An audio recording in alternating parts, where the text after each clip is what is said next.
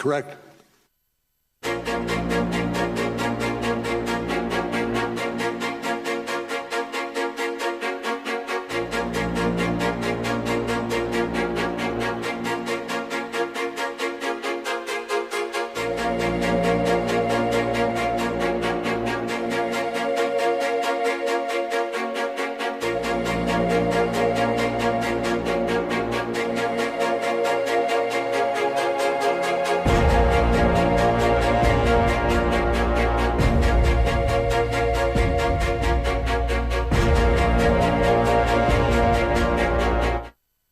Check. 2.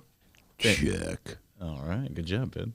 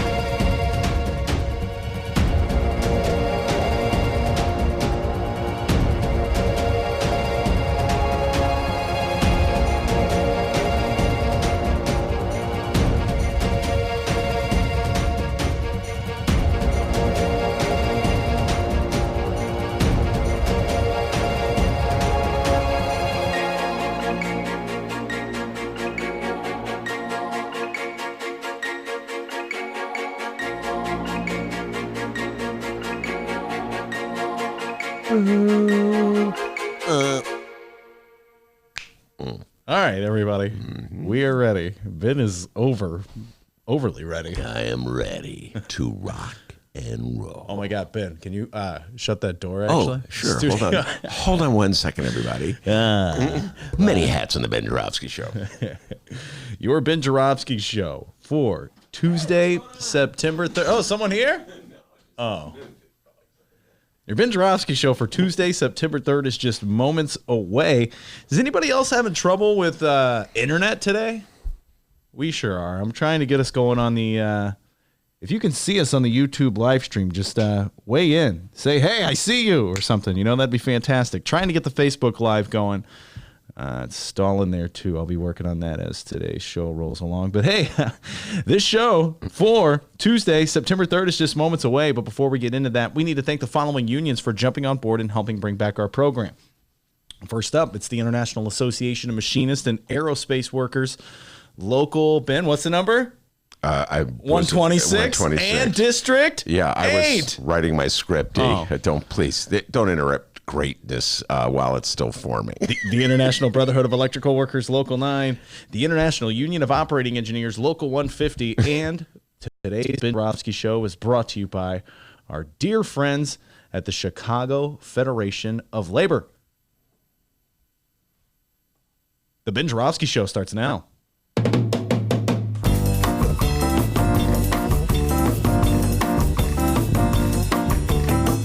It is Tuesday, September 3rd, and live from the Chicago Sun-Times Chicago Reader Studio on Racine Avenue, this is the Ben Joravsky Show.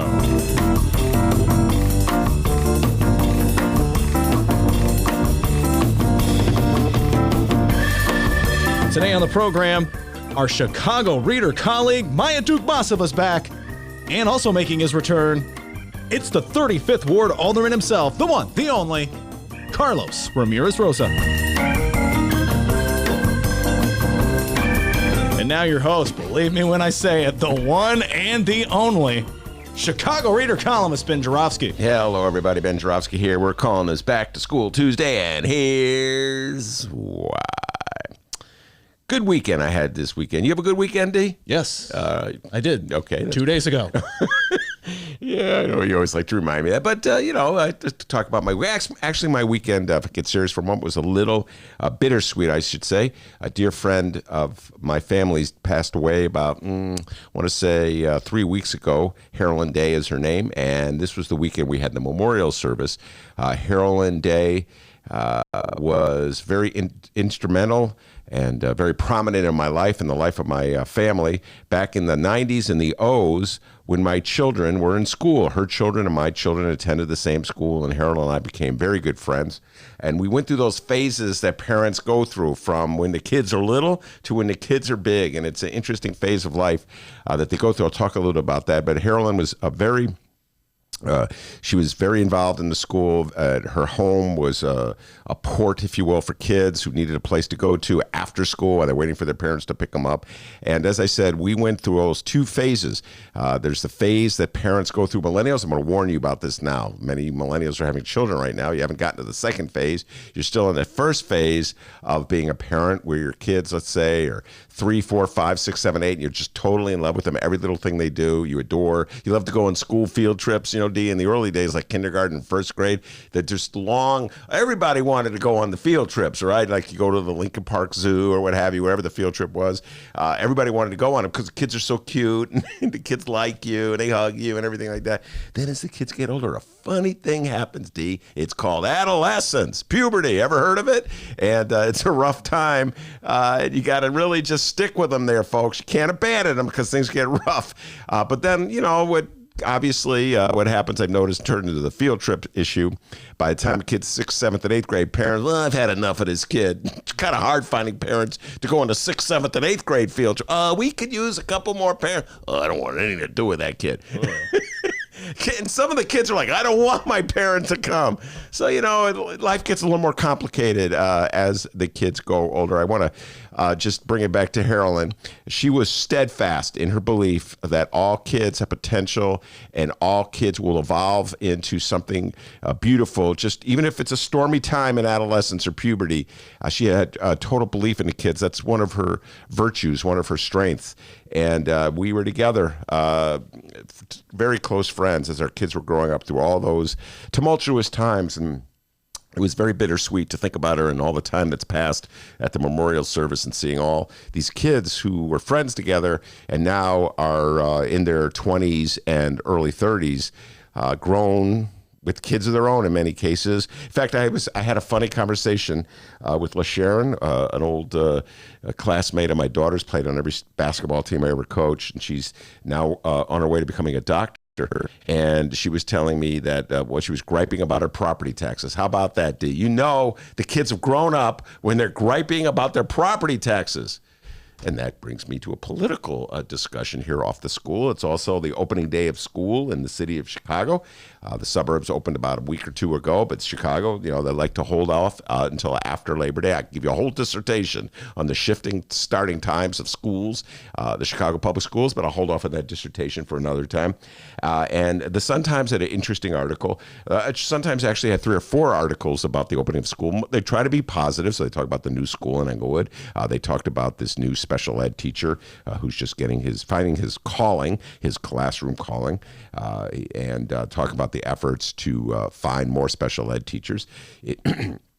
And then in a smaller story, they talk about some of the problems that Chicago public schools face. And here I'm reading for the paper from today's paper. Chicago public school leaders have spent the past few weeks releasing good news. Fewer students are dropping out, graduation rates are rising, test scores are steady, and the district's finances are stable. So that's the good news. Yet, going back to the article, CPS still faces a possible teacher strike, criticism from community groups over its recently approved budget, and a massive enrollment decline in recent years. In other words, more of the same, D. As long as I've been living in the city of Chicago, I've been hearing about budget crisis with the Chicago public schools. Somehow or other, it's very difficult for the city of Chicago to find the money to pay for the Chicago public schools. There's always a crisis, it seems like. Or down in the 80s, in the late 70s, there were always teacher strikes. There's a reluctance to pay teachers a decent wage to teach kids. It was almost as though Chicago was in denial about how much it cost to invest in a top flight public school system. And I still see that happening. Here we are in 2019, and here's the curious thing. People always talk about how important children are, that they're the future, and that we should invest in their future. We should do everything we do to prepare them so they can be successes, because nothing's more important than our children. How many times do we hear that? And yet when it comes to funding the schools that will prepare them for the future, oh no, there's always something else at the top of the list.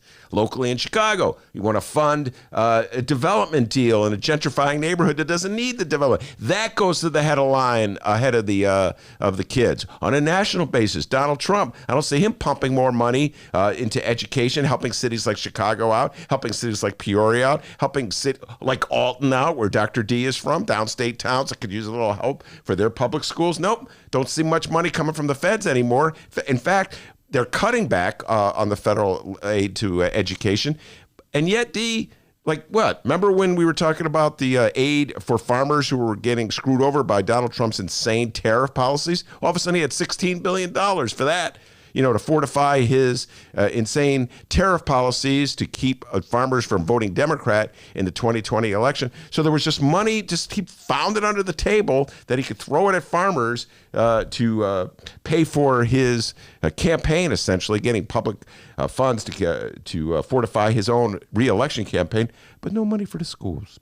Look what I found. Yeah, look what I found indeed. I wish you could go under the table, Donald Trump, and find some money for Chicago public schools and the Alton public schools as well, East St. Louis public schools in Peoria. So anyway, mixed feelings, I say, as the start of the school year. I'm thinking about my great friend Harolyn Day, and she never wavered. She supported the kids every step of the way, from kindergarten to first grade, throughout eighth grade, into eighth grade, into high school, and so forth. But the rest of the country, the rest of society, I don't know, folks. When it comes to our kids, we talk a great game, but we don't really back it up. We got a great show today, everybody. Maya Dukmasova. I can't even say it. Man, it's Tuesday. Come on, Maya's baby. back. Man, it's been so long. Dukmasova.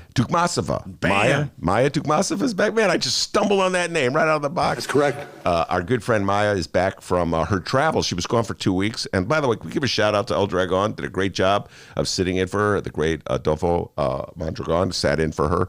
But Maya's back. She wandered all over the globe. So she's going to talk about her travels, her trips, what the United States looks like from Europe. And, get into some local talk too as well. She's been studying things, reading her newspapers diligently to catch up for the 2 weeks that she was off. And then Carlos Ramirez-Rosa, Alderman of the 35th Ward, one of the leading progressives in the city of Chicago, big-time Bernie Sanders supporter, will be here in the 2 o'clock hour. And we're going to take the deep dive with Carlos on Lori and the budget. Carlos is in there. We're going to do some Bernie Sanders talk, some presidential talk. What a Bernie bro that guy is. He loves Bernie Sanders. So Carlos Ramirez-Rosa, probably the best-known progressive in the council right now. This is his second term, the start of his second term in the Chicago City Council. And so it was a lot to talk about with Carlos, get his thoughts on all the news of the day. So a lot of political talk ahead of us. But before we do any of that, the young man from Alton, the man they call the doctor, has got the news. You're the only one that calls me a doctor. Hey, guys, I'm Dennis. Let's talk about the Chicago and/or Illinois news happening this afternoon. Actually, Ben, before we do that, let's welcome back Ben Joravsky Show devotee and frequent Benny J Show live stream watcher and chatter, Pat Rod from vacation. Pat Rod, what's happening, man? Welcome back. Where'd you go? Oh, yeah? Okay. Can't hear you. No. So feel free to weigh in on the chat and let us know where you went. Can I sing welcome back? Go ahead. Welcome back, welcome back, welcome back. Hey, come on, D. Join me. I'm not joining you. Okay, sorry. All right, so hey, Pat Rod, weigh in. Let us know where you went, and we'll talk with you. That'll be fantastic. Okay, on to the governor's agenda. J.B. Pritzker is attending the funeral of political fundraiser, lobbyist, lawyer, and activist one Michael Bauer. Also at this funeral, Illinois Democratic Senator Dick Durbin and Chicago Mayor Lori Lightfoot. Bauer was a manager for the Lori Lightfoot mayoral campaign. Ben, tell us what you know about Michael Bauer. He seems to be a well-liked guy. Very well-liked, very influential in Democratic politics from the city of Chicago.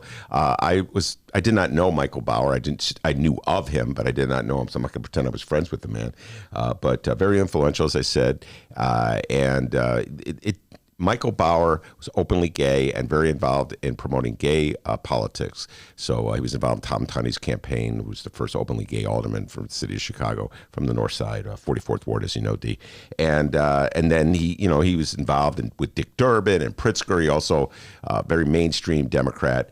And when I think about Michael Bauer's career from where he started back in the 80s to where we are now, it just goes to show you how much positive change, I'm going to put it that way, positive change. The mayor of the city of Chicago was openly gay, open lesbian, Lori Lightfoot. It was not an issue, obviously. She got 75% of the vote. So Michael Bauer, it's unfortunately died, I think he was 69 years old, I want to say, maybe 67, doing off the top of my head. But he lived long enough to see some profound changes in the city of Chicago from the 80s. Back in the 80s, the city under Harold Washington was trying to pass a human rights ordinance that would just sanction some basic rights for gay people, and there was much resistance. Oh my God, if you could hear some of the outrageous speeches that were delivered by aldermen from the floor, just openly venting their prejudices and biases, you would be shocked, I think. But anyway, Michael Bauer lived long enough to see a dramatic change. So my best to him and to his family and the survivors. Also on Mayor Lightfoot's Tuesday schedule, it's back to school time in Chicago.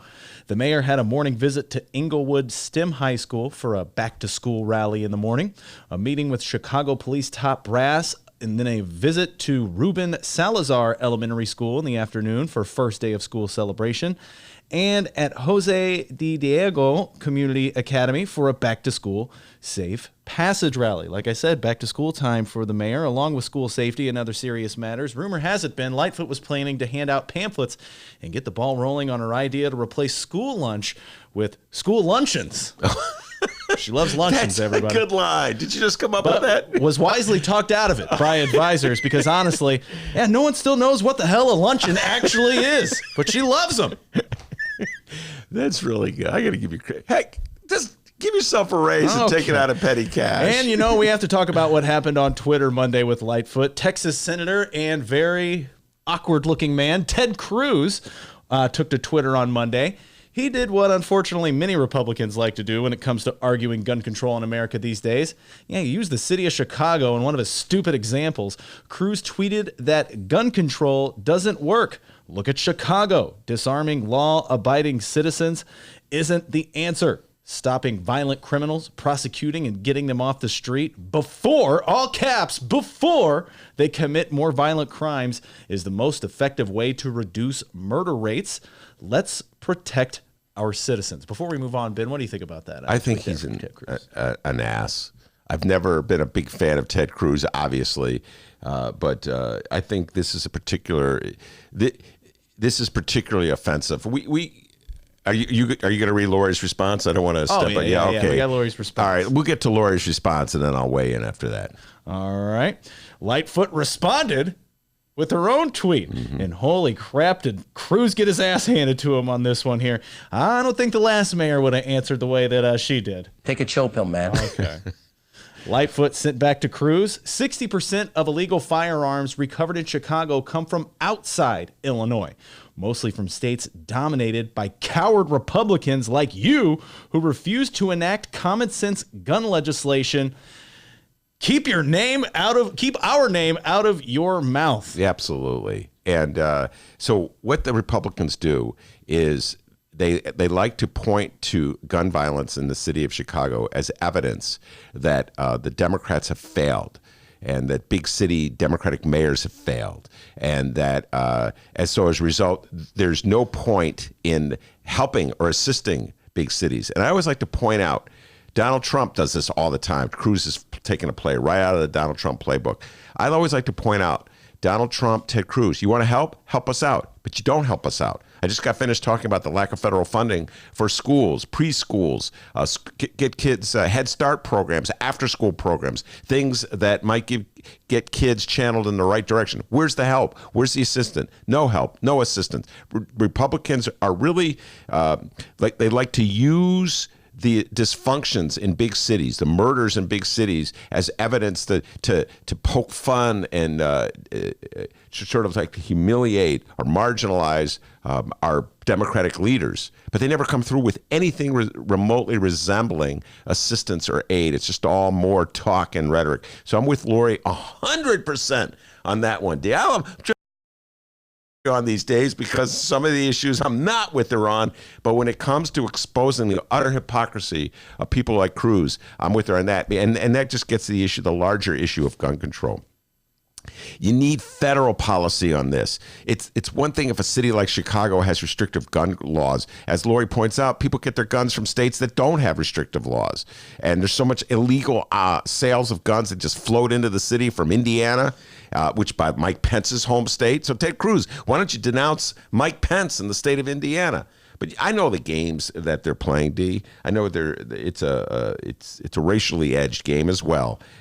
Ted Cruz is playing, Donald Trump is playing, and by the way, if you want to help the city of Chicago one more time, Ted Cruz, Donald Trump, why don't you send us some aid so we can properly and adequately fund our schools, hire more nurses, social workers, librarians, if you will. Why don't you help us out that way instead of using us as your punching bag? All right, now I got my list here. I've been keeping track since Lightfoot became mayor. Things that you kind of agree with Lori on. Okay, with that Ted Cruz. Now, two things. Yeah. Wait, what was the other one? Ed Burke. Yes, Ed Burke and Ted. With her 100% of that one. Oh, and the third thing? Oh, what's that? She's not Rom. Oh, there you go. Three things. That helps. Okay, that helps. 3 things. And I heard you really like a luncheon every now and again. Did I tell you I went to that one luncheon? What was the name of that place I went to? We got the certificate. The City of Chicago the Club? City Club. Yeah, I went to. They had a luncheon. Yeah. Have you been invited back? No, I don't think. They gave me the certificate and go, all right, beat it, kid. Interesting. Yeah. I got a feeling that somebody else didn't show up that day. Let's get Ben in here. Yeah, so Lori trashed Ted Cruz. Good. But he deserved it. Ted Cruz has responded. I did not know that. I'll try my best to accurately quote this. They aren't really words. Wait, time out. Only muttery mouth noises. Here's the quote from Ted Cruz. He didn't really respond. That was a good Ted Cruz imitation. Do you have a Ted Cruz imitation? I'm Ted Cruz. Let's hear yours. Okay. That's me imitating Ted Cruz. Oh, wow. You want to hear my Bill Clinton imitation? Today's show is meta. I love Dennis. Who's that? I was doing my Clinton, but that somehow or other it turned into my Marlon Brando and The Godfather. All right. Note to Ben Joravsky. Do not try anything too risky on Tuesdays. It's the beginning of the week. I love Dr. D. I love Alton. Grandpa? It's my Joe Biden imitation. Oh, good Lord. I got to ask Maya about Joe Biden. Remind me to ask Maya about Joe Biden. Joe Biden. Yeah, because before she took off on her vacation, oh, my goodness, was she ripping Joe Biden. We need some Joe Biden lovers on this show, D. They're hard to come by in the city of Chicago. Falling by the wayside, it seems like. Yeah. Hey, we got an update on Pat Rod. We gave him a shout out, asked him where he went on vacation. I know listeners are into this. Pat Rod puts, thanks, guys. I went to the Florida theme parks, Disney Work, and Universal Studios. Got out just ahead of the hurricane. He says here, luckily the vacation ended right as Dorian started moving in. So glad I got back here. Okay. So, hey, Pat Rod, welcome back. And thanks for still listening to us, even with that impression that Ben just gave. Who was that again? Joe Biden. It was Joe Biden. You want a Biden or do you want Clinton? They all sound the same. Or Elvis. Oh, let's hear Elvis. Bless my soul, what's wrong with me? I promise, listeners, just hang in there with us, all right? We got a fantastic show today. Carlos is really smart, and Maya, too. All right, so finally here, as soon as we stopped our live stream on Friday, some breaking news happened. Ben, let's hear that breaking news sound effect you have. What is that again? You forget it every time. Yeah. Oh, yeah.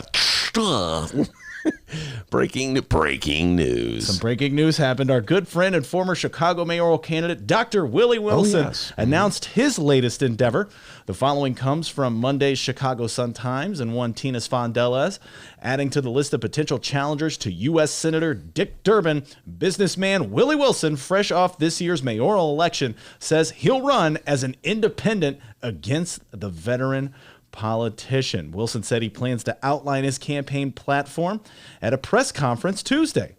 Hey, wait, that's today. Ben, before we find out about his press conference, your thoughts on this news of Willie Wilson? Well, I'll tell you what, Willie Wilson is causing some problems for the Democratic Party, and I love teasing Willie when he comes on the show because I like to point out to Willie that he's basically a Republican.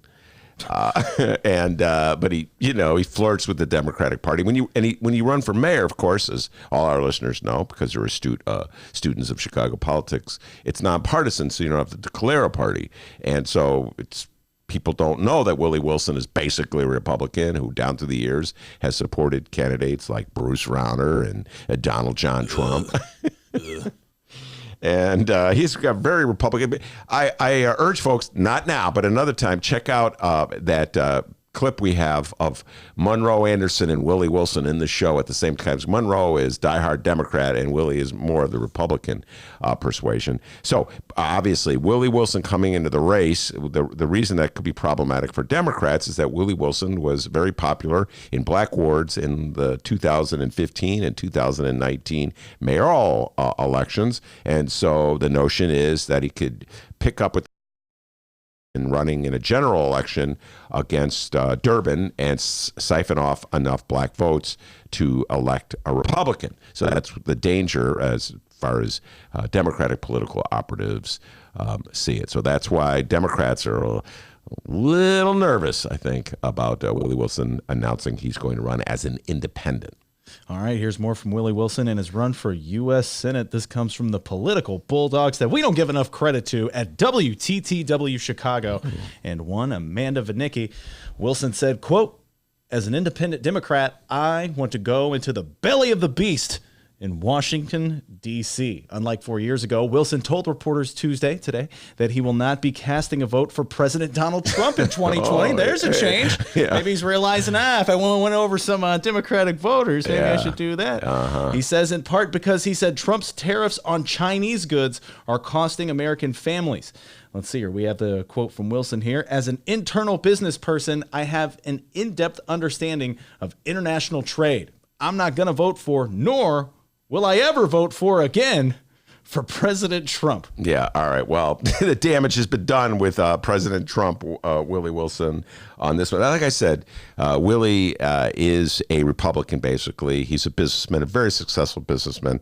And as such, he espouses like a Chamber of Commerce worldview. No more taxes. He's against taxation of pretty much any kind. And so I'm really curious how you're going to fund government without taxes. Listen, all due respect to Willie Wilson, that's his worldview. In fact, that's when Monroe was on the show with him, Monroe goes, you're starting, the businessman is coming out of you, Willie Wilson. I urge everybody, the great debate between Monroe Anderson and Willie Wilson. Do you have the quote? It's the reparation quote. Did you get to that, D? Yeah, we'll get there. All right, let's see here. He does, however, support Trump's federal tax overhaul. As Wilson said, he believes fewer taxes will help businesses and therefore jobs grow. Yep. Wilson, you don't agree with that? No, I'm getting ready to go ahead. Wilson also said he's running against Durbin in a matchup he compared to David taking on Goliath because he said he believes Durbin and the Democratic Party need to do better at reaching out to all residents, particularly the homeless, and at taking a new approach to tackling violence in Chicago. He also called for lawmakers to pass reparations and questioned why Democrats have vocally advocated for actions that protect immigrants living in the U.S. illegally while they have not approved reparations for descendants of slaves. Here's the quote from Wilson. Quote, "If you can support Sanctuary City, why can't you support reparation?" He said, adding that while he has, quote, "no problem with sanctuary cities, but you can't leave out people." All right. So I support reparations. And when Willie Wilson was in the show, we confronted him with this. Willie, you say you're for reparations, and yet you're also for Donald Trump's tax cut to the wealthiest people, which is underfunding government. How are you going to pay for reparations if you're not willing to raise taxes on the wealthiest money? How are you going to pay for reparations? And I believe his response was along the lines of habada, habada. Yeah. Because you can't have it both ways. You can't say you want more money for cities like Chicago. You can't say you want more money for to fight homelessness in cities like Chicago. You can't say you want more money to fight crime in cities like Chicago. And you can't say you want more money for a reparations program while saying you're going to cut taxes on the wealthiest people in America. At some point, you have to find the money to pay for these programs that you say you want. And that is the central contradiction, and that the Republican Party, not just Willie Wilson, but the Republican Party faces. They want the money for things that, that help them and help their politics, like, as I said earlier, Donald Trump finding $16 billion to pay off farmers so that they don't lose their necks thanks to his tariff policies. But they don't want people to pay taxes to fund it. So it's a very curious strategy that the Republican Party is following, and Willie Wilson's going to have to wrestle with that himself. Oh, hey, I'm looking here at oh, sorry, I just got distracted there. I was looking at the local news, looking at capitalfacts.com. They referred to our show on Capital Facts. I just learned that. It's Feeder. Feeder wrote it in here. It says, well, by the way, it's talking about our Saturday interview with Chris Fusco. It says it's been more than 5 years since the Sun-Times disabled its online reader comments, claiming to be developing a new system that would be introduced in weeks to come. And it quotes editor-in-chief of the Sun-Times, Chris Fusco, from his interview with the Ben Joravsky Show. Holy cow. Mom, we made it. Get my phone. Wait, Steve Martin, I made it. Wow. I remember when Steve Martin was in the phone book, I made it. Holy cow. All right. So, yeah, sorry, it's got sidetracked. By the way, let me just take the moment to say this about that. Okay. Every weekend, we have bonus shows on the Ben Joravsky Show. So we do the live show Tuesday, Wednesday, Thursday, Friday, and then Saturday, Sunday, and Monday, we have interviews, one-on-one interviews. Sometimes it's more than one. We had 3 activists in the studio on for Monday's bonus episode. And Chris Fusco, the editor of the Chicago Sun-Times, made a return visit, and we downloaded it or uploaded it. Yeah, you'll get there one day. I'll get there one day on Sunday. And it was a very interesting interview because he gives, like, Lori gave a State of the Chicago address. He gave a State of the Sun-Times address. And then we went into some of the news of the day with Chris Fusco. But yeah, bonus features in the Ben Joravsky Show. I'm alone in a studio with a guest, and it's a lot of fun. I really enjoy doing that. Shout out to Robert Feeder. You listening to this right now, Mr. Feeder? Mm-hmm. I don't know. That's pretty cool.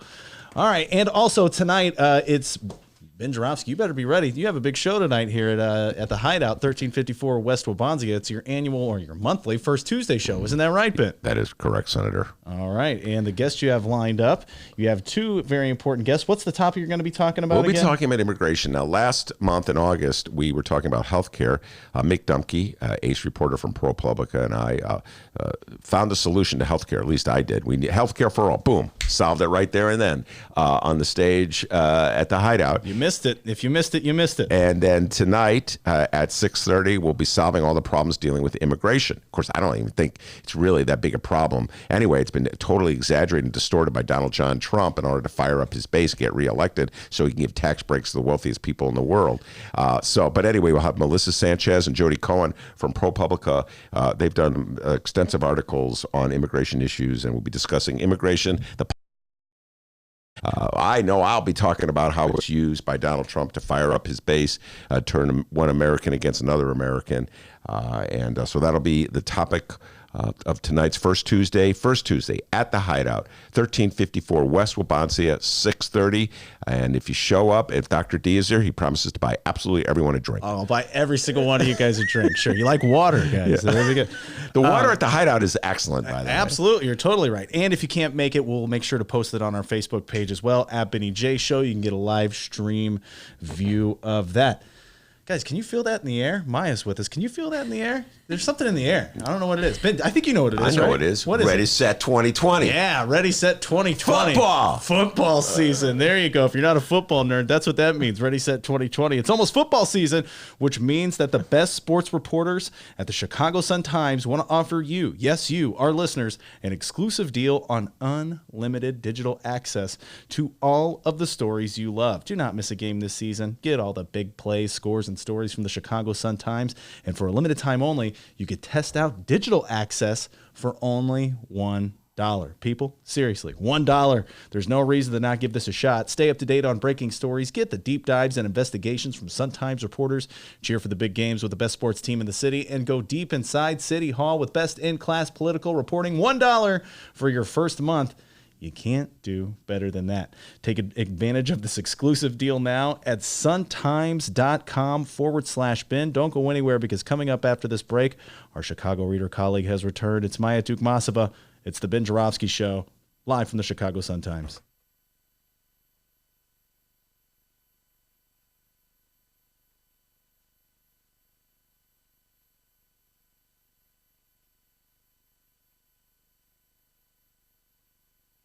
Hey, playing now at Steppenwolf Theater, the world premiere of Ms. Black for President. It's inspired by the true, that's true as in it really happened, TRUE story of Joan Jett Black, America's first drag queen presidential candidate. You know who created it, D? No. It was created by Tony nominee Tina Landau. Oh. And you know who else created it? No. Oscar winner Terrell Alvin McCraney. You know him, Moonlight. Oh, yeah. For tickets, visit steppenwolf.org. That's Steppenwolf, like the rock group from the 60s. Hang tight, millennials.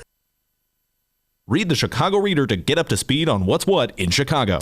Culture, food, arts and entertainment, weekly concert listings, weekly event listings, the environment, travel. I can continue, but you get the point. And for all of you Chicago political junkies, raw weekly columns on real city politics from Maya Dukmasova and our very own Ben Joravsky. The Chicago Reader, free to the public in newsstands throughout the city and online at chicagoreader.com. Read it now and be a more informed Chicagoan.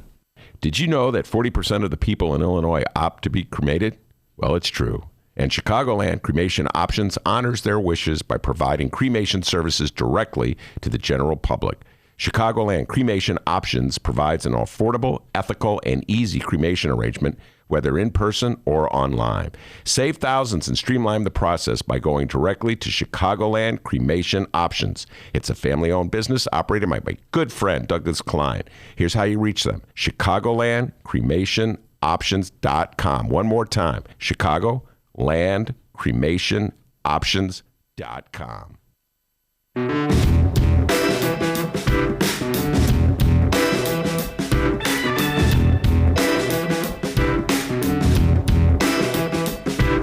Hey, that commercial break's over. Welcome back to the Ben Joravsky Show, live from the Chicago Sun-Times. About 22 years ago, Michael Jordan announced that he was coming back to the Chicago Bulls from baseball with a fax. I'm back. Maya's done the same. I'm back. She's back. It's been 2 weeks. I just got to give a shout out to Adolfo, who sat in for you, Maya. Thank you, Adolfo. Yeah, he killed it in his own way. And Adolfo, thank you very much for stopping by. So, Maya, tell folks before we get a little political.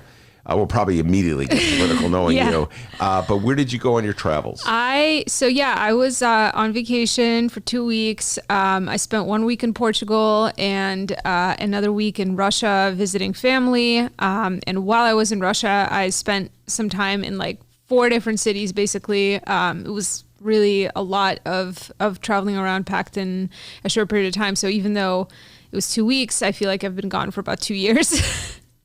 It's been, it's kind of crazy coming back and, digging through 2 weeks of unread emails and also like trying to catch up on the news. But yeah, it's good to be back. And I know I asked you this earlier when I was talking to you, but did you, during those 2 weeks you were gone, did you speak much English? Not really, actually, because I was traveling with my family, so we were all speaking Russian. And then in Portugal, well, I guess I spoke English in Portugal, like just to kind of, Do you basic speak Portuguese or Spanish? I don't speak Portuguese or Spanish, but I speak French and also, a lot of people in Portugal spoke French. Also, there were a ton of French people in Portugal. Like, there were more French people in Lisbon than Portuguese people. Like, I'm pretty sure I heard more French speech as I was like walking around and whatever, seeing the sights than any other language. There's a lot of French tourists there. But whatever. I spoke a little English just to kind of for basic interactions. But then, the whole week I was in Russia, I didn't speak any English either. So I hadn't thought of that. And remind folks that just a little bit about your history, so how you know Russian so well, and your background, just so people understand why you would be back in Russia. Yeah, I'm from St. Petersburg originally. So I came to the United States when I was 9, but most of my family remained in Russia, so it was just my like immediate nuclear family that immigrated. So we have always come back like on a regular basis. Like when I was in school, we would go back during summer breaks or winter vacations. So we kept kind of very close ties, and we still own like the apartment where I was like born and grew up until the time that we immigrated.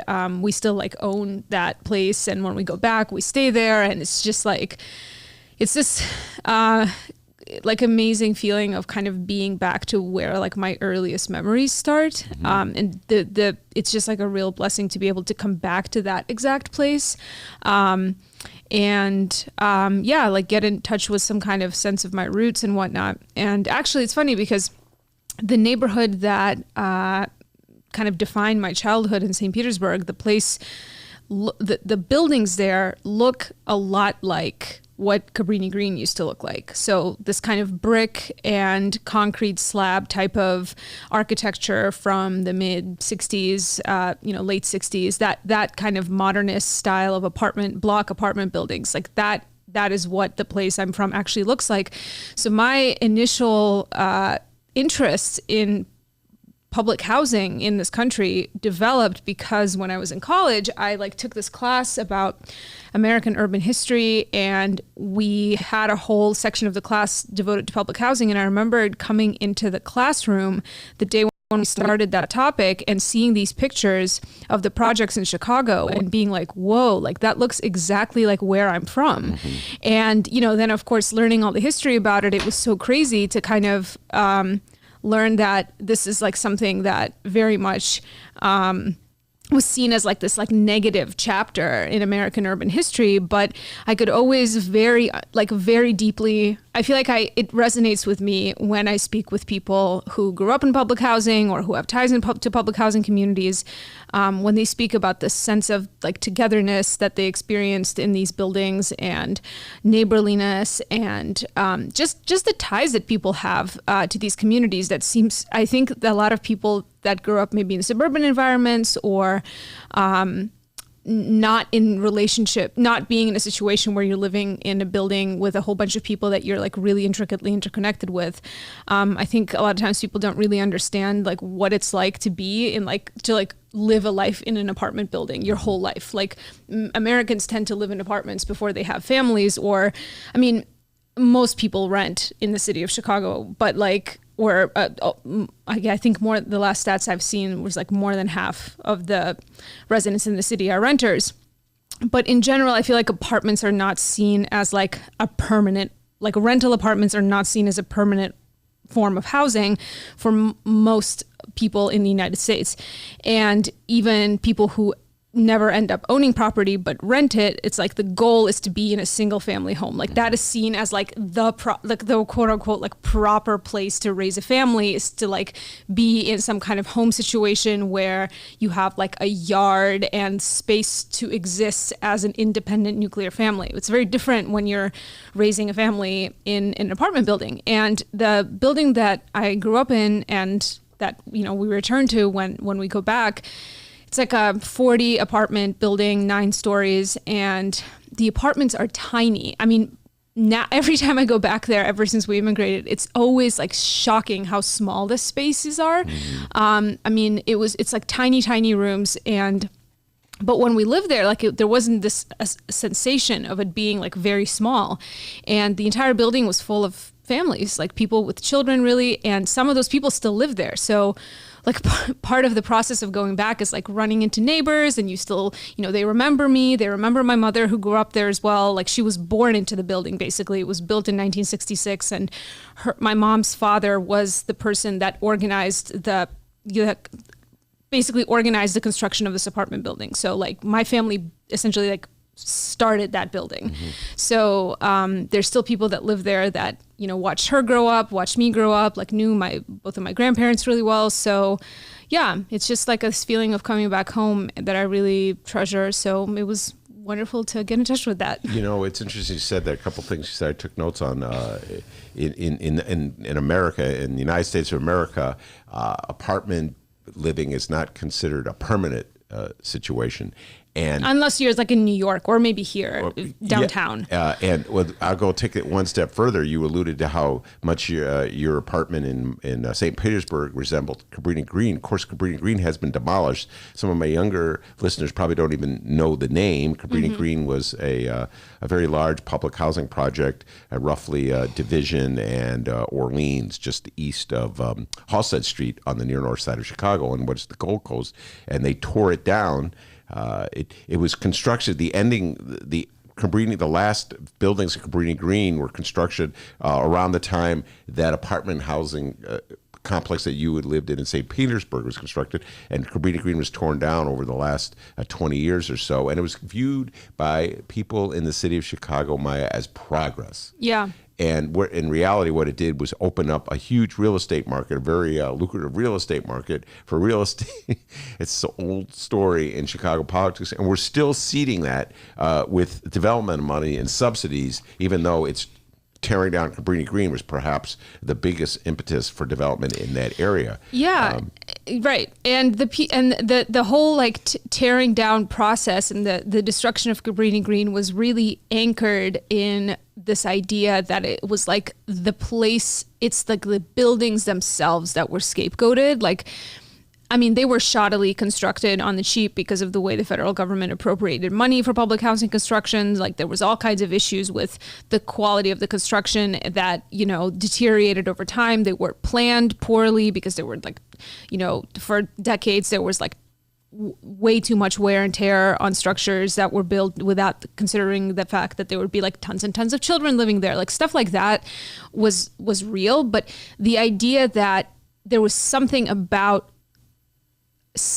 like the quote people always say is like stacking people in boxes on top of each other. There was something wrong with that concept. Like, that has always been like very peculiar to me. Because I mean, first of all, like rich people live stacked in boxes, all over the world and all over this country in beautiful, well-maintained buildings. But there's this idea that like poor people can't live that way. And then, I feel like around the early 2000s here in the city, very much the energy at the time and the thought process around public housing was that like the buildings are irredeemable. Like, you cannot, that these structures themselves are like, it's impossible to make them be good places to live, which again, to me has always seemed strange because like in Russia, like in much of there was like a constant housing shortage there, and there was like a big boom of residential apartment building in the 60s, and a lot of it actually like the building that I grew up in was constructed fairly well, but there was tons and tons of like much shoddier types of apartment buildings that were built when Khrushchev was in power there, and they're called like Khrushchev houses, and they're like really like they're really just projects. They're like concrete block, like just like very kind of shabbily constructed on the cheap.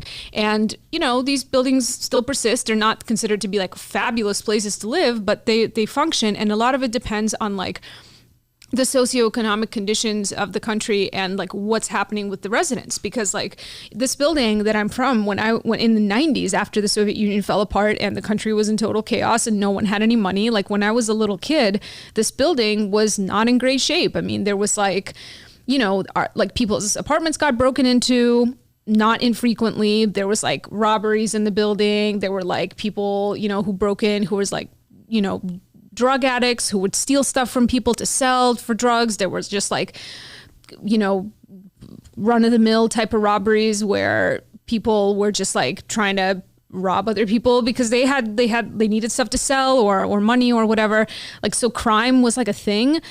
The building was just like in poor shape. Like the elevator, the elevator constantly smelled like piss, which is like another thing that people always talk about in public housing. It's like, oh yeah, like the elevator smelled like piss, but like, yeah, like that's what happens when like people are living in hard kind of conditions. People are, there's like alcoholism is rampant, like things like that. Like, yeah, like people will pee in elevators given a certain kind of socioeconomic environment in a building or a country or whatever.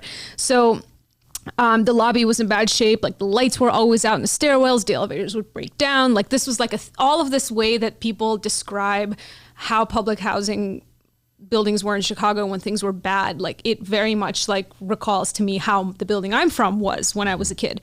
But then like after we immigrated, I mean, the late 90s was like things were still a mess in Russia, but after we immigrated and over the years as we came back, the situation in the building improved like dramatically. Like there was actually one particular, I remember like in the early 2000s, there was like a kind of a wealthier person that moved into the building who was very like intent on organizing tenants and like residents in the building and like improving the situation. So this person, it doesn't take a lot of effort from a lot of people to mobilize folks to like band together their resources to fix up where they live. So it took it took some initiative from one particular person to kind of energize everyone to start to work together to improve the building. So, I mean, now it's beautiful. Like it's still the same building. Like the bones are still the same. Everything is still the same. A lot of the residents are still the same, or their kids that live there, but the elevators are functioning. It's well lit. The lobby is beautiful. There's like flowers there. Every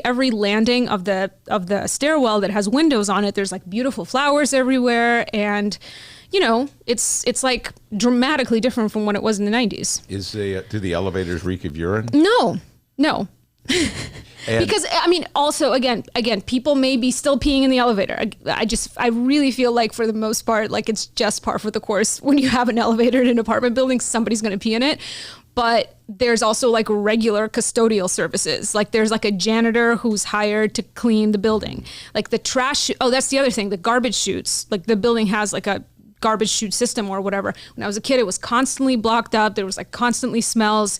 There was like rats in the basement or whatever. Like, again, all of that stuff is gone because like now the building is well maintained and there's a person on staff for the building to clean that stuff. So one thing I'm not quite sure I understand from what you're talking about, is the building owned by the government or is it privately owned? No, it's privately, it belongs to the residents. So it was, so in the Soviet Union, there wasn't like, this sort of like straightforward form of like property ownership, like condos or whatever. But like when the building was built, it's a co-op. It's like a co-op. It's technically a co-op, I guess. Mm-hmm. But before, like under the Soviet government, like people could pool their money together to help finance the construction of a building. Maybe there was some kind of government money that was allocated for it as well. But then like they got to select who would be in the building. Mm-hmm. And my grandfather, through he was an engineer and worked like at a large institution, and like he like collected the 40 people needed to build this cooperative through his work, basically. And after the Soviet Union fell apart, there was this privatization process that allowed people to like take formal ownership of the property in which they lived. So people still pay like essentially like assessments, mm-hmm. For maintenance of the common elements of the building. They are responsible for their own utilities, but they are owners. It's basically a co-op. I see. Okay. And so it's privately owned by the people who... but some of the people there are renters. Yeah. Some, it's like in the apartment that it belongs to my family, we have tenants. We've had tenants there for years since my grandparents passed away. So we have a deal with our tenants that like, when we come to visit, they'll move out for like a period of a week or two or whatever. But yeah. By the way, just mentioning Cabrini Green, I want to give a shout out to a movie called The Last Black Man in San Francisco. Oh, what a good movie. It's just a great movie. And it gets at some of the issues that we were talking about earlier about how the process of gentrification just radically changes a neighborhood, and in this case, racially changes a neighborhood, and black people are pretty much across the board the ones who move out or get moved out by these larger forces. And Last Black Man in San Francisco really powerfully, in my humble opinion, evokes some of the bittersweet and heavy emphasis on bittersweet feelings that result from being moved out of a neighborhood where your family goes back, I don't know, 50, 60, 70 years. And it doesn't sound like that's happening in St. Petersburg. It's happening. Just not, I mean, it's not happening in the particular part of town that I'm from because it's not that central, but like it's definitely happening in other areas, and it usually impacts people who live in communal apartments, which are still like a thing in St. Petersburg. Basically, after the revolution in Russia, St. Petersburg was filled with very, very large apartments that belonged to very wealthy families and aristocrats and stuff like that. So the government expropriated all of that property, and then they would take these apartments and just fill them, like they would give one room in an apartment to one family. So room apartment, like palatial apartment, it would be turned into a 15-room communal apartment where it's sort of like people are living in a dorm. So a family gets a room. Sometimes people's rooms are really large, but then they have like a shared kitchen and bathroom. And unlike a dorm where the idea is that everybody's coming in with the understanding that this is what they're signing up for, like people didn't really have a choice. Like this was the only type of housing available. And so like wasn't like a great way to live. But so I don't think many of these exist in Moscow anymore, but in St. Petersburg, some of them still do. And when the gentrification happens, it's like some rich people will come in and buy out everybody who lives. So say that you had a 15-room apartment, they'll buy out every single one of the individual apartment owners because the rooms belong to the people who live in them. Again, through this whole privatization thing that happened after the Soviet Union fell apart. So they buy up all the rooms in the apartment, and then they turn it back into an apartment for a single family or whatever, or an office. And the people who owned that room, they can't. They don't make enough money out of that to then buy another place somewhere in the center of the city. Like they have to move way out into like the boonies, basically. If they're lucky, they can buy an apartment, just for themselves. But so that there's that kind of gentrification thing happening. And while you're in Europe, while you were in your wanderings, what was your just general sense of what was happening on your home country, United States of America? What was the sense of America from Europe? I have to say I was pretty unplugged. But while I was in Portugal, I can't say that anything sort of came to my attention. Like I don't know, I didn't watch any local TV or read any local papers, so I don't know what they were saying about what was going on in the United States. I'm pretty sure I missed at least one mass shooting while I was away, maybe more than one. So that, then while I was in Russia, there was, I did listen to some radio, some like pretty mainstream like FM radio station that I don't really know anybody who listens to it, but my grandma used to listen to it all the time. And so I just like flipped it on, and it was just like a lot of talk. It was like a talk show talking a lot of shit about the European Union. There was like a lot of anti-EU type stuff. And they did talk about America a bit, but it was like, I don't know. I don't know what this show was on or who the guests were, but they were talking about like, Donald Trump as being this kind of joke of a leader that comes about when like a nation has completely lost sight of its values or its character, and that like this like it's like a lot of like very naturalistic analysis of that, like that like Donald Trump is the logical conclusion for a society that's like really messed up in some way. And it was just like a lot. It was also just like a lot of like propagandist type of reflections on how great things were going in Russia and whatever. I don't know. No, this is the thing. People in the United States, I feel like the idea is that like you can't, in Russia, people are living in this under this like regime of like total media kind of like just like state-owned media where there's no truth in the media at all. And to some degree, it's true. I mean, you can access independent journalism, and some of it does still exist. But like, the thing about it is that like Russian people are not like, the people that I know in Russia do not take the media very seriously to begin with, because most of them grew up like in the Soviet Union, where you already didn't take the media seriously because all of it was controlled by the government. Yeah. So no one took it seriously then. They don't have a habit of treating the media as like a vital part of their day-to-day lives. And so it's really only probably like senior citizens really that pay attention to the TV a lot. And I think most people that I know anyway are just like, they kind of have this like built-in skepticism towards anything they might hear on TV or on the radio.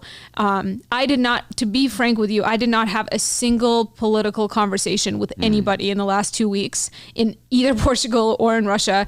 And it didn't feel, well, except for maybe one with a cab driver in like this city in central Russia.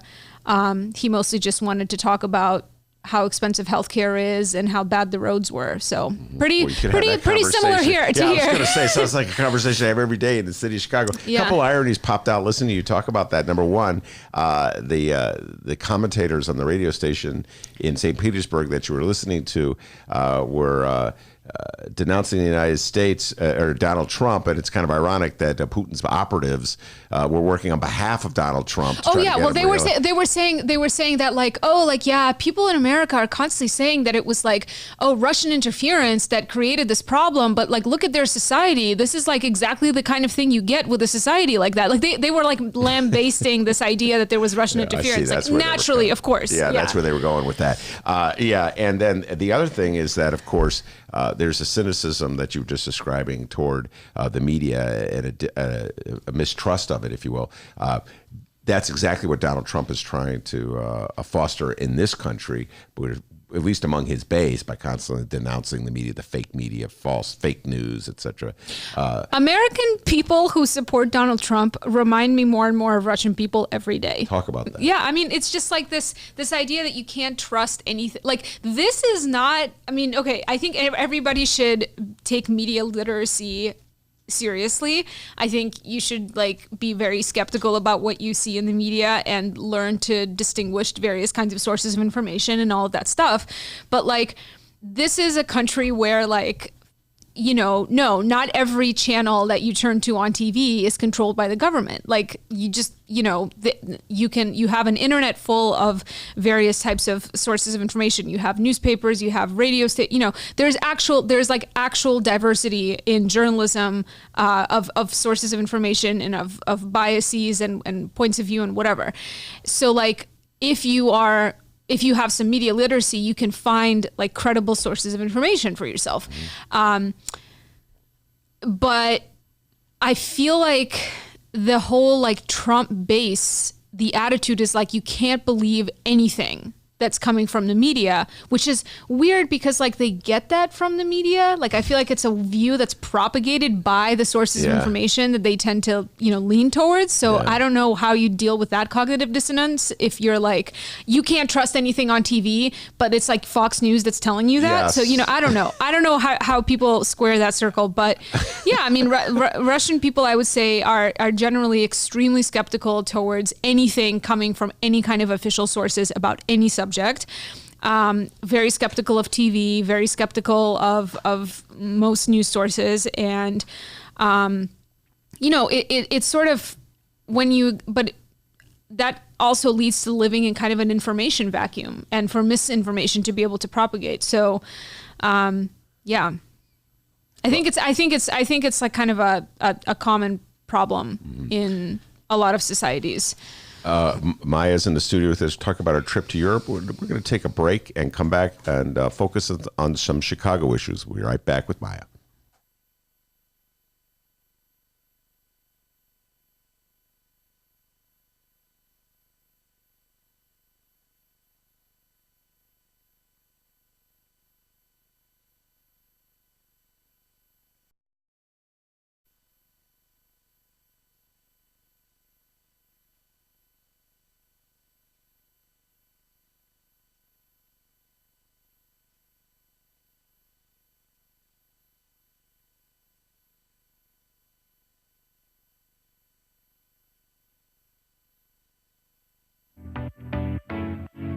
Attention Chicago innovators and creators, 2019 Chicago Ideas Week is coming soon. October 12th through the 17th, this annual Ideas Festival is back, and it's the largest, most affordable Ideas Festival of its kind. They bring in hundreds of thought leaders from around the globe and some local to share ideas and spark action all across Chicago. To get a better idea of what to expect, here's a bit of audio from last year's Chicago Ideas Week with special guest and Chicago comedian Cameron Esposito. Everything that I have ever tried to do has had two motivations. One is I really do believe in trying to create social change, and then the other one is I'm scared and alone too, so I would like for you to join me. You know, every job that I have, I try to make sure to hold the door open. That's like my motto for like if I get through, you're coming with me, and I believe in that wholeheartedly, and especially if I have more privilege than you, like I'm holding the door open for you even wider. October 12th through the 17th, it's 2019 Chicago Ideas Week.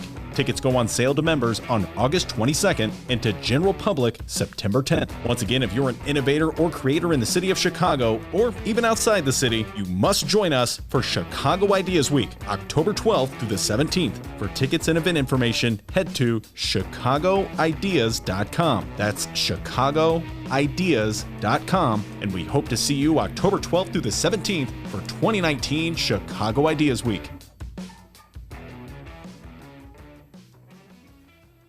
It's the butter cow, which has 9 hearts to represent the 9 essential nutrients in milk. That's right, it's made entirely out of butter, and it's a state fair tradition since at least 1922.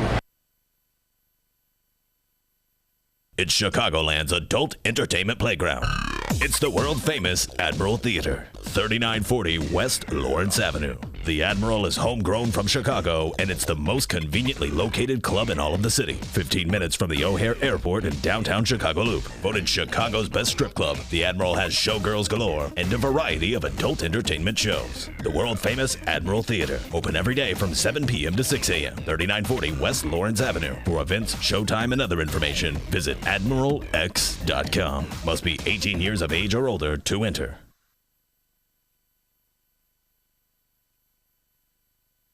All right, everybody, hour number 2 of your Ben Joravsky Show for Tuesday, September 3rd is just moments away. But before we get into that, we need to thank the following unions again for jumping on board and bringing back our program. First up, it's the International Association of Machinists and Aerospace Workers, not Aerosmith, Local 126 and District 8, the International Brotherhood of Electrical Workers, Local 9, and the International Union of Operating Engineers, Local 150. Every single one of your unions are fantastic, and we thank you for jumping on board and bringing back our program. And, of course, today's show is brought to you by our good friends at the Chicago Federation of Labor.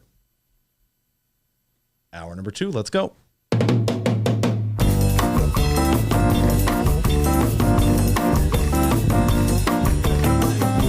It is Tuesday, September 3rd, and live from the Chicago Sun-Times Chicago Reader Studio on Racine Avenue, this is the Ben Joravsky Show.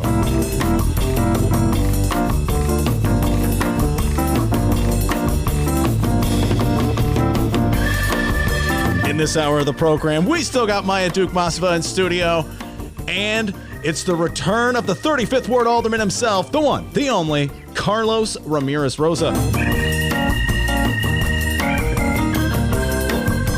And now your host, Chicago Reader columnist, Ben Joravsky. Yes, indeed. Maya's still here. I just got a text from Carlos. The lift has just arrived. He'll be coming up any moment now. The great Carlos Ramirez-Rosa, Alderman of the 35th Ward, be doing a lot of local talk, a lot of his thoughts on Lori and the budget speech and where we're going as city and his role in the city council under Lori Lightfoot. And, it's Carlos. Big Bernie guy. Going to do some national political talk as well. Carlos loves Bernie Sanders. D, you got an update before we go back to Maya? Absolutely, I do. You said Carlos is taking a Lyft, huh? Or yes. an Uber? Oh, yeah, right. Lyft, not Uber. Oh, Lyft, not Uber. Very important. Yeah. Lyft, not Very Uber. important Yeah. distinction. Yes. Not scooter. No, he's not taking a Lyft. scooter. Yeah. I'm waiting for our first guest to roll in here with the scooter in our Scooters, studio. don't get me started. All right, we have an update, and Cook County State's Attorney has another challenger in the upcoming election. That's right, another Kim one. Fox. The following comes from the Chicago Sun-Times and Rachel Hinton. Former Cook County Circuit Judge Pat O'Brien announced today that he's formally in the race as a Republican. And that's a change in party for the former judge who ran for his circuit court spot as a Democrat. Interesting. Then what do we know? And Maya, what do we know about Pat O'Brien? And should this news concern our state's attorney, Kim Foxx? No, I do not believe she should be concerned about this. Pat O'Brien is running as a Republican. We talked about him actually in the past. And I personally, I'm putting this out here right now. I'm not always the best when it comes to predictions, Maya, but I do not believe Kim Foxx's problems are so great that a Republican will beat her in Cook County. But Jerry Joyce, he's running against her, isn't he? No. If he is, he hasn't officially announced. Oh, wow. I have so deeply sunk into the perspective that Jerry Joyce is going to run against her with all this cop support that I've completely missed the fact that he still hasn't announced that he's running. No, and he hasn't announced that he's running. And there's another gentleman in the race whose name I'm. We got it here. Conrad. I got the rest of the story here. Okay, he told the Chicago Sun-Times in July he was in his news conference Tuesday. He went after Fox, saying that she lacks, quote, integrity and experience to run the office. Here's more from Mr. O'Brien. Quote, for the past 3 years, Kim Foxx has talked about rebuilding trust in the state's attorney's office based upon her actions and inactions over the last few years. I tell you that the only way to rebuild that trust is by replacing her as state's attorney. O'Brien's formal entry into the race makes him the second Republican to seek the spot. Christopher, and boy, I'm going to butcher this last name, Funkuchi. Yeah, that's Willie Wilson's candidate. Who ran against Fox in 2016 is the other. Donna Moore, a Democrat who also ran for the seat in 2016, also formally announced her bid for office today. The Chicago Sun-Times reported Saturday she was in the race. Moore and former prosecutor Bill Conway, are the two Democratic hopefuls officially in the race for the office. Yeah, so this would split the vote. Listen, I haven't heard it yet, but Dennis heard Dave Chappelle's latest show on Netflix where he does the deep dive on Jussie Smollett. I'm really looking forward to hearing that. I personally do not believe, unless, I don't know if while you were in Europe, did they talk about Kim Foxx? Yes, while you were in Europe, Dan Webb was appointed as special prosecutor to investigate Smollett-gate. So whatever he digs up, I have no idea what he's going to dig up, but I personally do not believe it will be enough to deter Kim Foxx supporters from going against her, and I believe that there's more of them than any other candidate for a primary, because as you know, all you need is a plurality. You don't need a majority. Yeah, I mean, there's like a year left before the election, and I honestly think that what's the stuff with the R. Kelly case, like, that could generate a lot of media, a lot of kind of positive press for her in the next year that could really kind of drown out this Jussie Smollett stuff. Like, I don't know. I still think that this is like a big thing to recover from for all kinds of stupid reasons. Like, it's just so dumb that this is like the thing that her entire tenure is being judged by now. But I do think that she's got a chance with the R. Kelly prosecutions to really kind of change the narrative around her tenure. So I'll be curious to see what happens with that. By the way, as we're sitting here, Carlos Ramirez-Rosa has entered the building. Carlos Ramirez-Rosa, Alderman of the 35th Ward. Why don't we just bring him on right now, Mike? Do you two know each other? Carlos, Maya. I mean, yeah. Yeah, there we go. Everybody's doing that. We've done interviews before. Show. We were, Maya is one of my colleagues at the Chicago Reader. He comes on, and she comes on every Tuesday to talk politics, although she's been gone for the last 2 weeks. She's been traveling Europe. Carlos, we talked a lot about that. Yeah, lucky Maya. So this is a good time for her, at least for this next the next segment, to hear your thoughts on what's going on. Let's start with local before we do national. I told Carlos if he's in the studio, I want him to talk about Lori, budgets. What else did I say? City council under Lori, how things have changed as a progressive. Carlos is one of the outspoken progressives. The Democratic Socialists. I'm thinking these topics. So Carlos, memorize every one of these topics so that you can we can talk about them if I forget. And then I cannot let Carlos leave this studio without some national presidential talk. Bernie Sanders supporter, get your thoughts about where things are going in national politics. So let's start off with the local. First of all, welcome back, Cotter, to the show. All right, it's been a while since you've been here. I think you were last here. Was it before the? I think it was election? a little over a month. Was after the election? I can't remember anymore. So general thoughts on those first 100 days. Let's start out with general thoughts on Lori's first 100 days as mayor of the city. Yeah, I mean, I think many of us were very excited when Mayor Lightfoot gave one of the most progressive inauguration speeches, certainly of my lifetime. From any mayor of the city of Chicago. And I think since then, many of us have been disappointed to see that many of the most progressive campaign promises have been broken, whether it be, moving forward with increasing the real estate transfer tax to fund housing for homeless folks, for folks that need affordable housing through the Bring Chicago Home Ordinance, whether that be making Chicago a true sanctuary by removing the carve-outs from the Welcoming City Ordinance, whether that be moving forward with a elected school board, right? The support is there in the community, the support's there in the state legislature, yet, it has been Mayor Lightfoot who has put a stop to that. And so many other, progressive issues. Mayor Lightfoot said that she would release the footage, the full footage of the Laquan McDonald shooting, and has since walked back on that promise. Mayor Lightfoot said that she would move forward with civilian accountability over the police in the first 100 days. And we still have not seen traction on that. And we're still waiting to see when a meeting will be scheduled for that ordinance to be heard in the city council move forward. So it is, been frustrating for many progressives. And as we saw last week, Monday, a coalition of progressive groups came forward and gave Mayor Lightfoot a D. So not yet a failing grade, but saying you got some work to do. Yeah. Well, as a student who got many Ds in high school and grammar school, I know it's a really... I would argue a D is kind of a failing grade. I don't know. Well, I didn't pass in my household. I have to tell you that I gave her a D, and I think I was being very generous on one item on the list that you did not mention. Oh, yeah. Here it comes. And that would obviously be the TIF program in Lincoln Yards in particular. And I think I was being generous by giving her a D.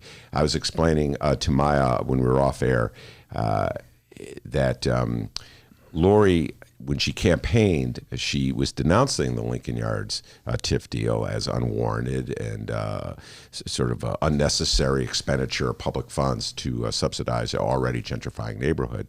The deal went down at the last meeting of Rahm Emanuel. Mm-hmm. Isn't that amazing? We got to talk about that. It went down at that last meeting. So it was Rahm's parting gift to the city of Chicago was a $1.3 billion handout to a developer in a gentrifying neighborhood. Right after that, Grassroots Collaborative, Amishi Patel's organization, filed with Raise Your Hand, I got to give them a shout out too, filed a lawsuit challenging the TIF as being illegal for racial reasons, racially discriminatory. Lori's lawyers, Chicago city lawyers, your tax dollars, Carlos, are paying for city lawyers in court right now fighting the lawsuit, trying to get the lawsuit thrown on the grounds that neither group has standing. So it's a bunch of legal gobbledygook and briefs that are being filed, et cetera.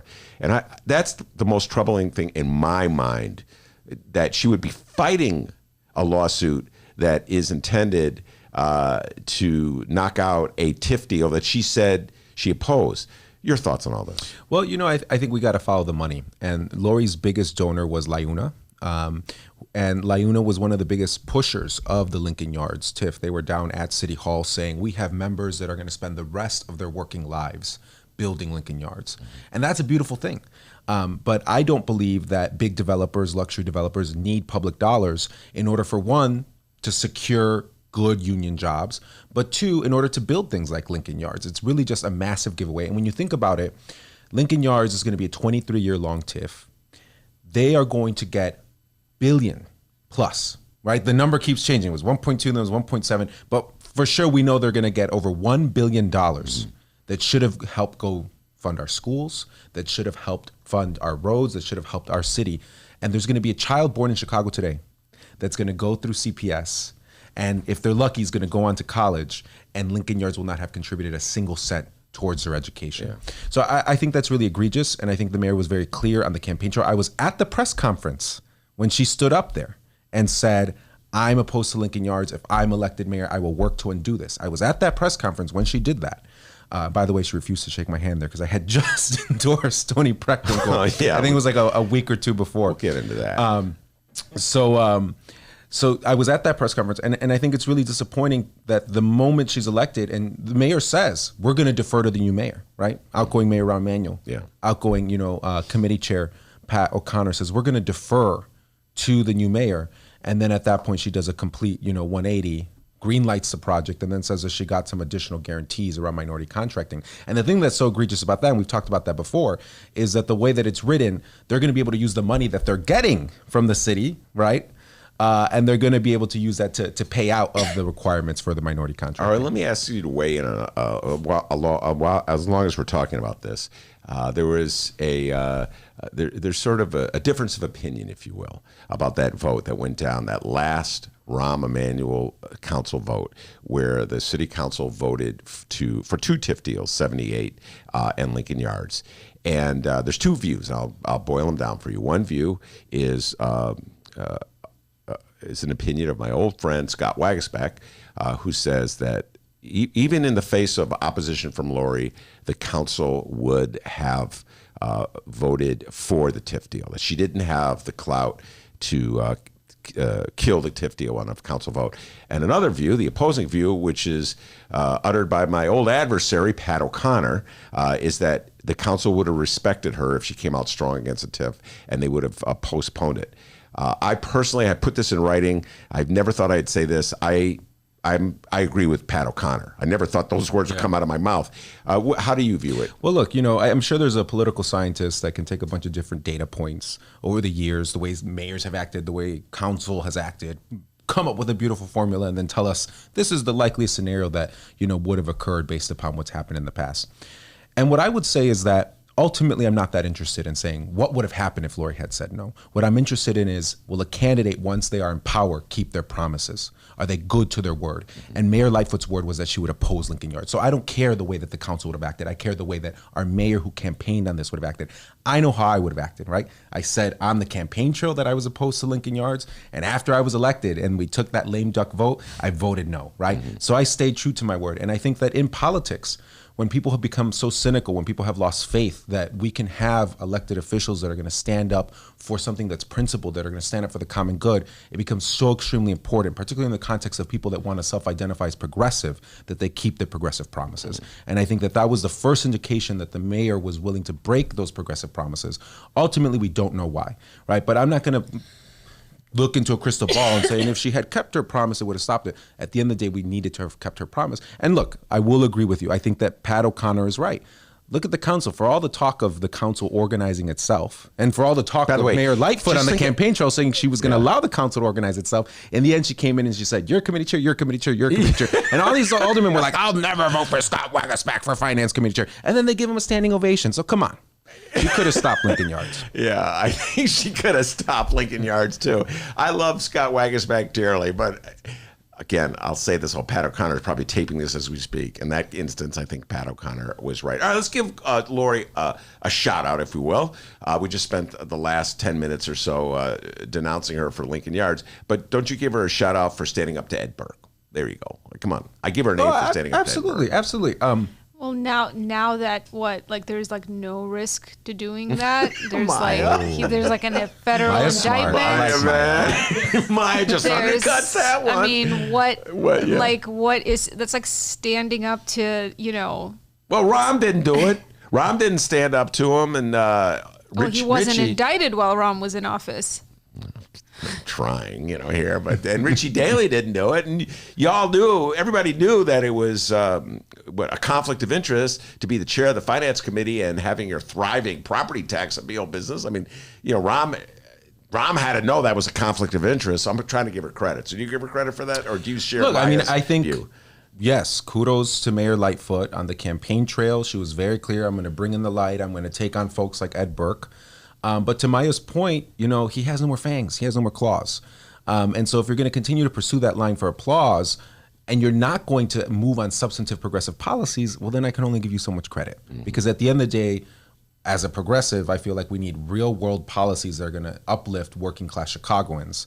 And at this point, Ed Burke and proceeding to continue to attack him on the council floor in speeches that's not really doing much when it comes to the bread and butter issues for working class Chicago. All right, speaking of progressives, we had a fascinating interview, if I must say so myself, with 3 progressives who were members of transition teams for Lori Lightfoot. Andy Kang, Anton Seals Jr., and Nikita Brar were in the studio. And by the way, folks, you can listen to that tape recording from Monday. We had it as a bonus. But they were prescribing Carlos some very specific progressive taxing ideas to address the budget deficit that the city is facing.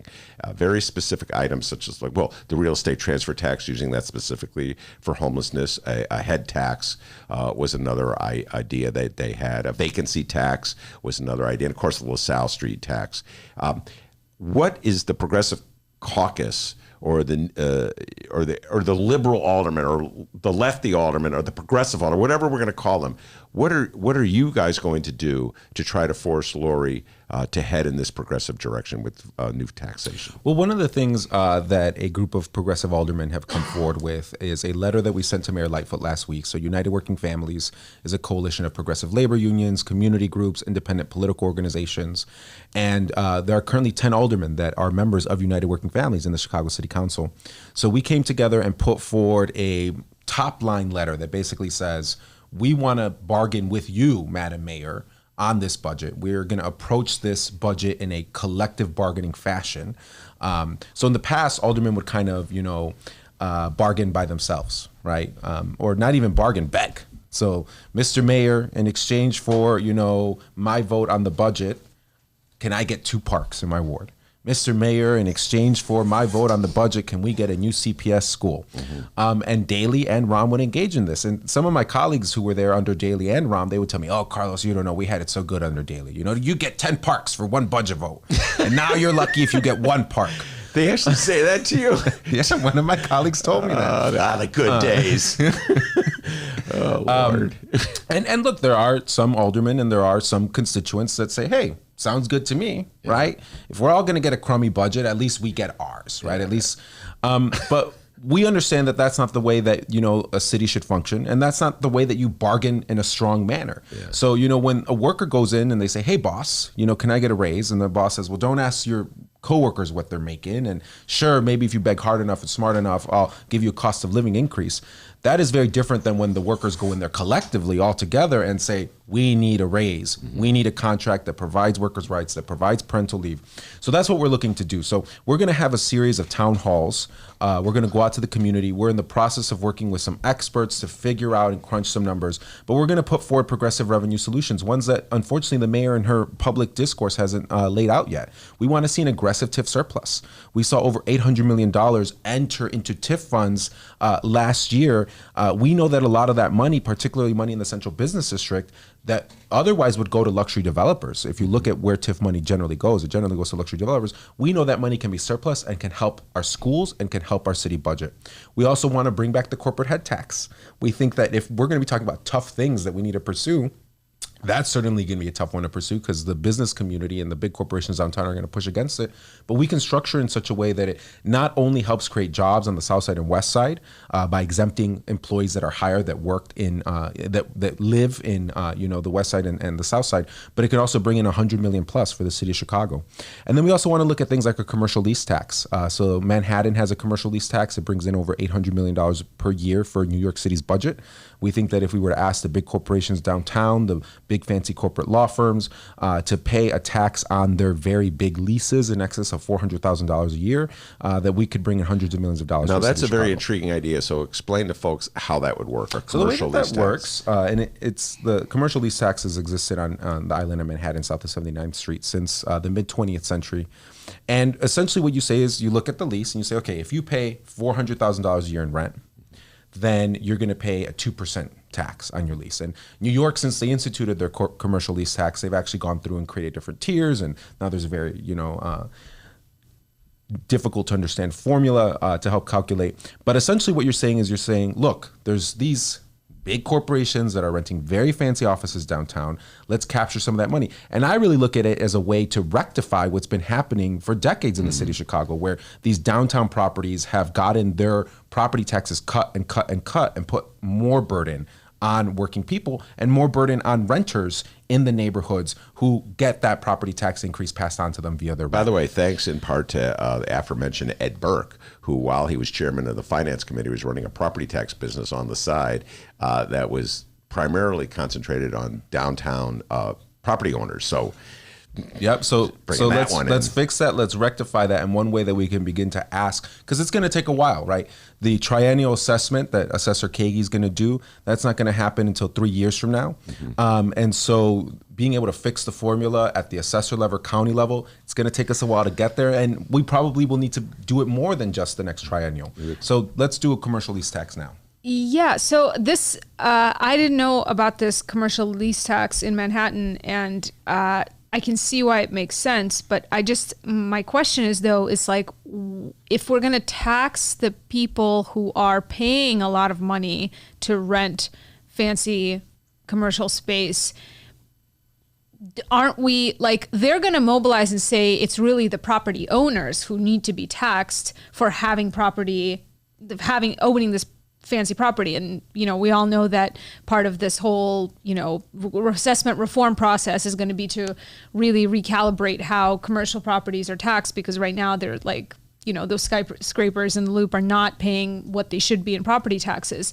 But it also just has me thinking, like, if you are a landlord who is making $400,000 a year from one floor of a building leased out to some big fancy, corporate law firm or whatever, you're going to be paying property taxes. But can't the commercial lease tax also apply to the person who's profiting from those rents? Like, I guess I don't know. I don't know if that would be different from a regular property tax. But if you are renting out space as above a certain threshold, can't you be taxed on making money as a landlord off of that? Yeah. So I mean, I think one, the money that you'd be making, that'd be income. There is a state income tax. We don't have a city income tax. There's been some talk of instituting a city income tax in the past.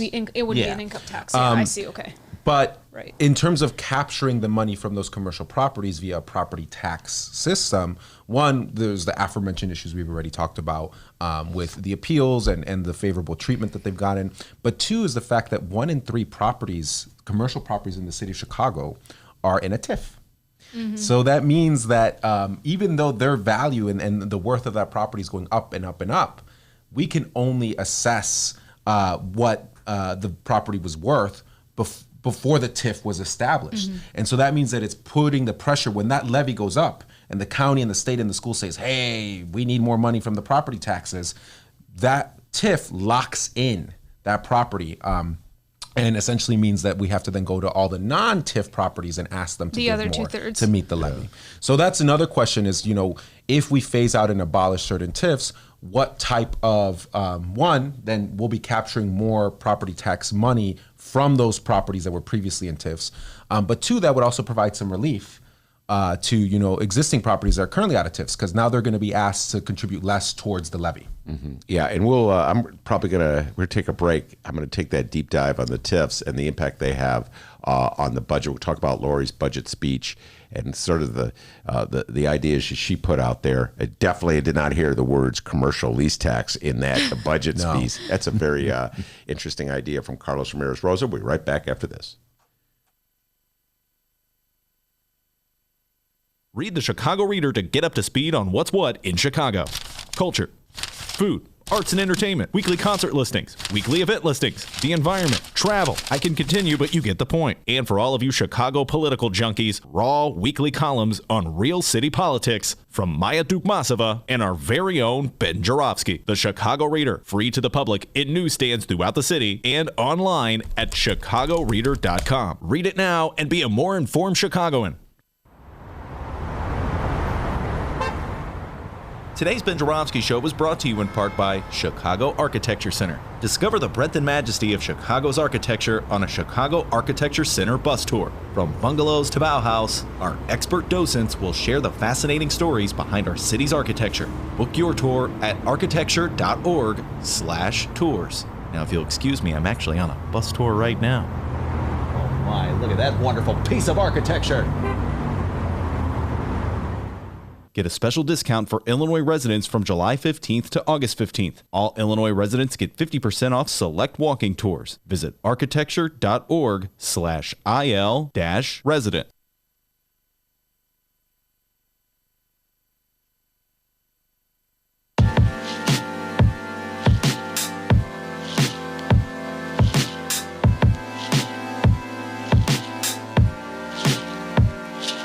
Hey, welcome back to the Ben Joravsky Show.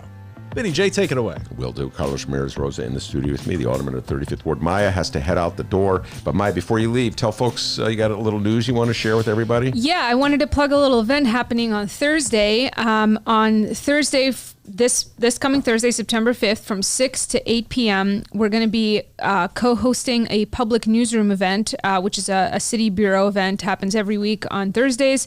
The Reader and City Bureau are teaming up for a public newsroom focused on Chicago's eviction problem. So we're going to be highlighting some of the findings from my article that I wrote that got published back in May about Pangea and all the evictions in the city.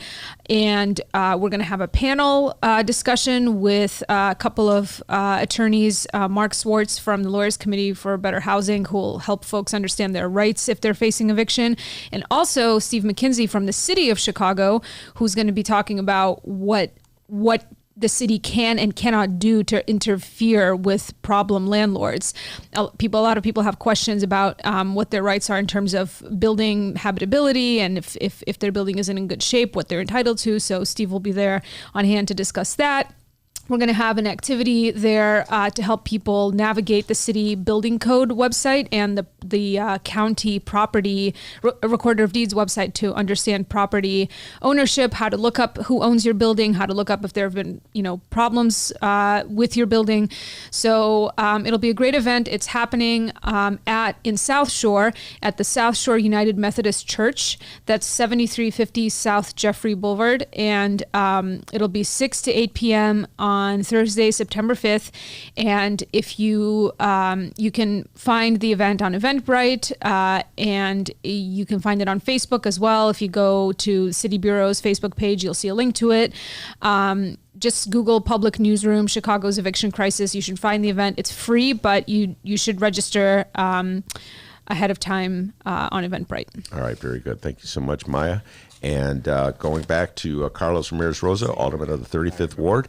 All right, Lori's budget speech. Were you at the Harold Washington Library? I was, yes. Okay, it was nice of her to let you in. Just kidding. So what's your general thoughts about Lori's budget speech? I think that it was very long in generalities. Some important generalities about, making sure that we're not harming working families via regressive fees and fines, making sure that we're restoring confidence in government. But it was short in specifics. And the specifics that were provided were worrisome to me because they require the state to act. And shortly after the speech, J.B. Pritzker said, good luck with that. Yeah. Essentially, he said if the mayor wants votes, she should go out there and start whipping those votes.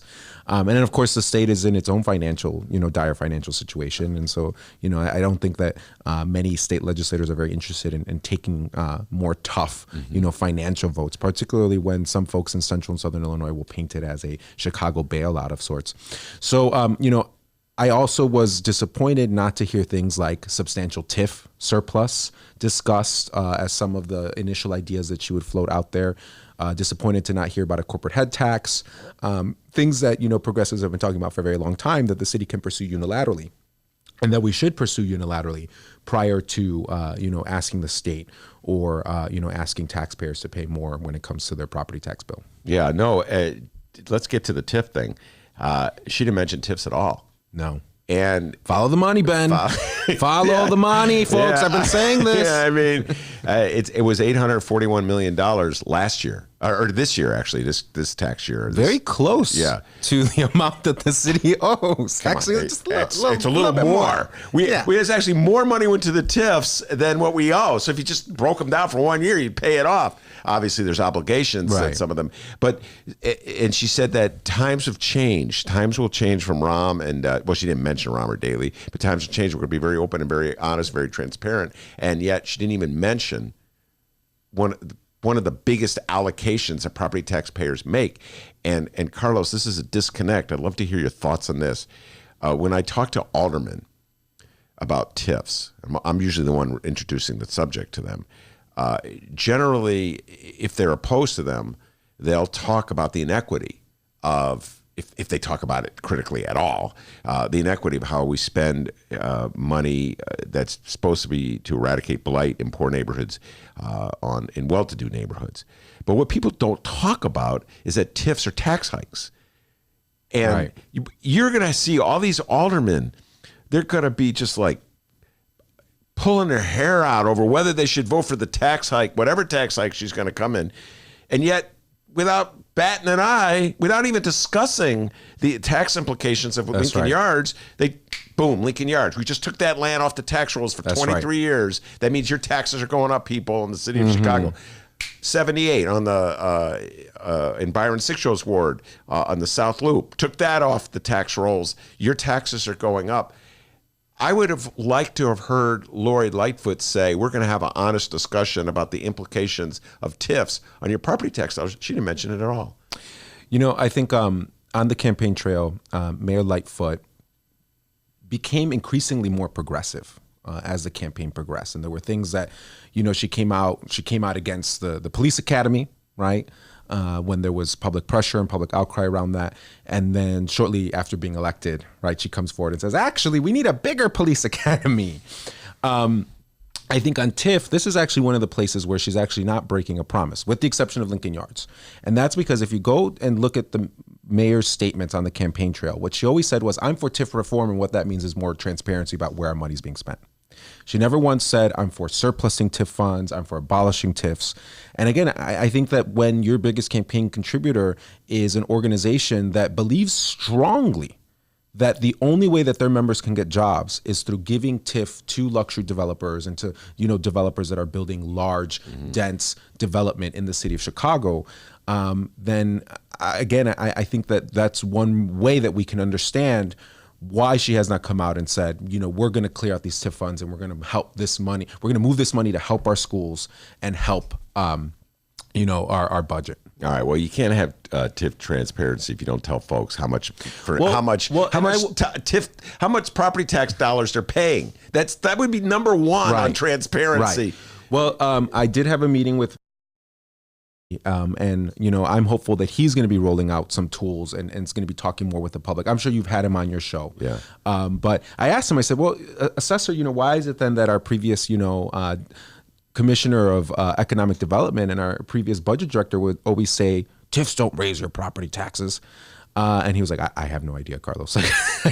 He's like, they must be coming up with some, you know, mental gymnastics.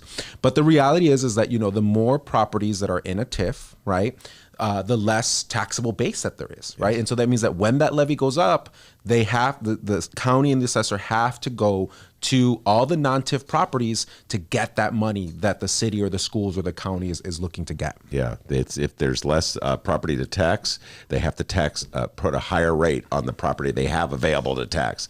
But I will say, to your point, so if the mayor isn't going to come out and support an aggressive TIF surplus, then I think the argument has to be made, fine. You're going to keep those money in the TIF districts, then we want that transparency that was promised. And we want TIF money to go to public need. Stop with this BS of the money going to private luxury developers, which is what most TIF money goes to. Instead, let's have it go towards affordable housing, particularly if we're not going to move forward with the Bring Chicago Home Ordinance. Let's also have it go towards childcare. Very few people know, and I recently just found this out myself, TIF money can not only be used to build a daycare center, it can be used for operational expenses. What an amazing way that we can use and leverage those TIF dollars to help working class people in our communities. The other day I wrote a column, a modest proposal, and I raised the white flag. I've been fighting this TIF program in the city of Chicago since you were in grammar school. And I finally said, you know what? I can't get people in the city of Chicago to recognize that it's raising taxes. So here's what I think we should do. I think we should make the entire city of Chicago a giant TIF district. And all the extra money will go to the TIF program. And because people are so clueless in the city of Chicago, they'll just gladly pay it without realizing it, and then the mayor will really love that one because she'll get to decide absolutely everything, which is probably, I think, the real reason she's fighting that lawsuit. I don't think it has anything to do with jobs. I think it's power and over discretionary income. All right, now let's shift gears. Let's go to the specifics of the budget. Dee, do you have that section on the casino ready to play? This is Lori Lightfoot on the casino. Get your thoughts on it when we return, Carlos. We are pursuing a Chicago casino that creates a dedicated revenue stream to pay for our pension costs.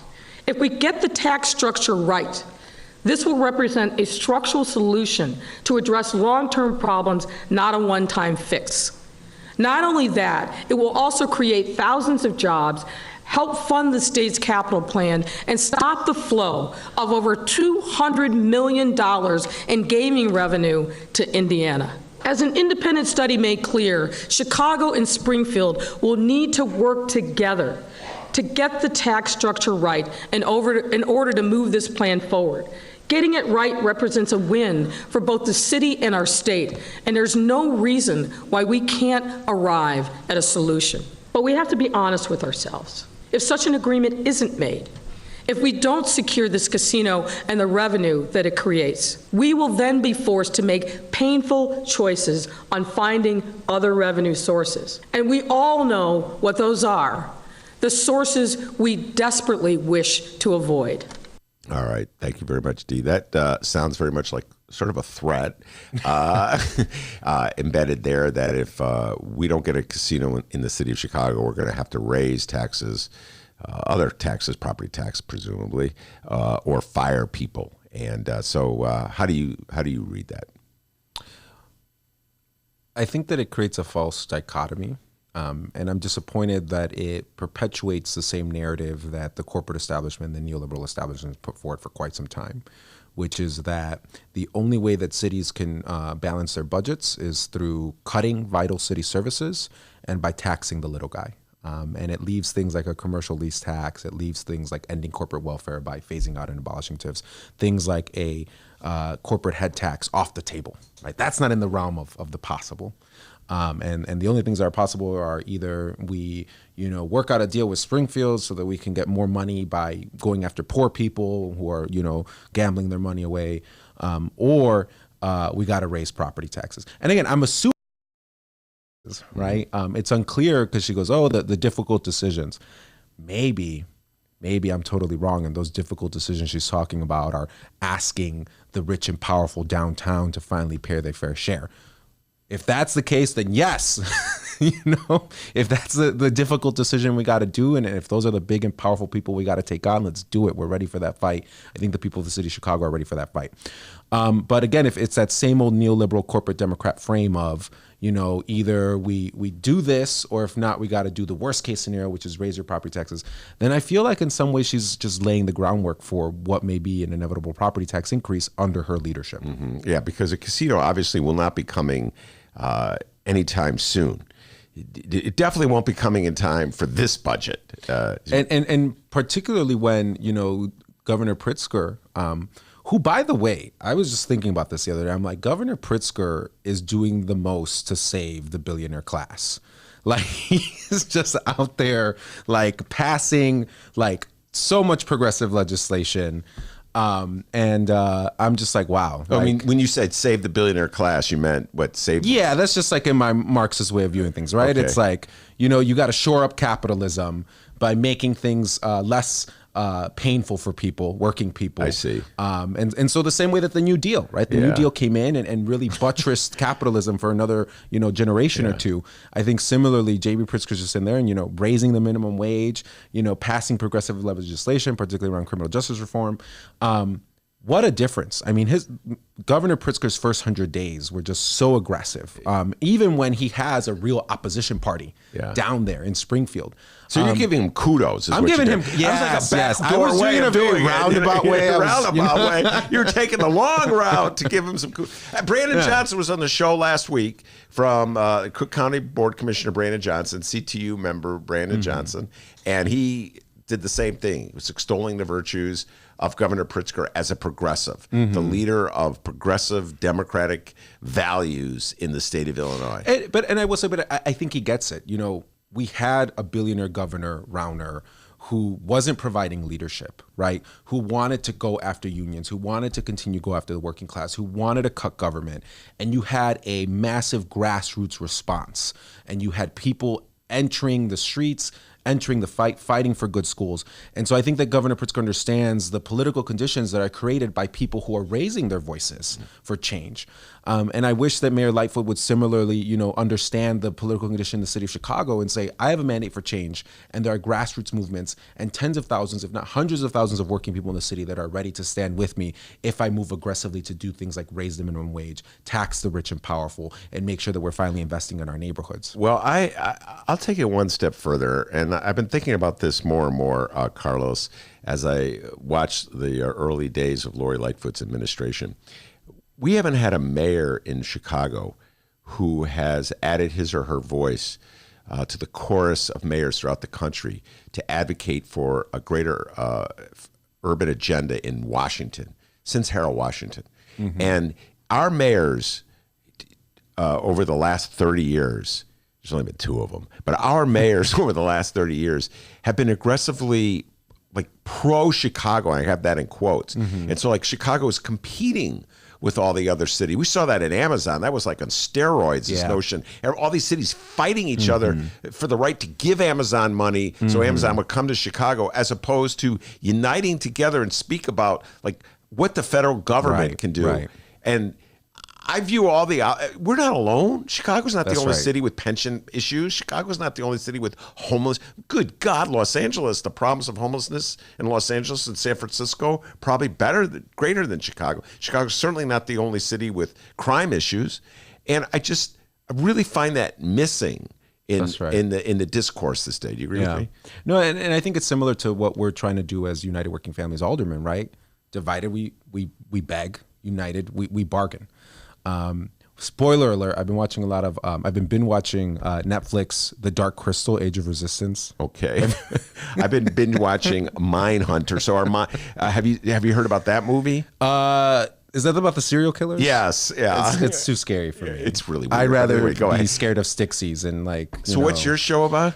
You don't know what The Dark Crystal's about? I've just seen the headlines and on the internet. This is. Remember when you made fun of me for choosing like the jump smokers or whatever? No, now you don't even know their name. What was the chain smokers? Yeah, the chain.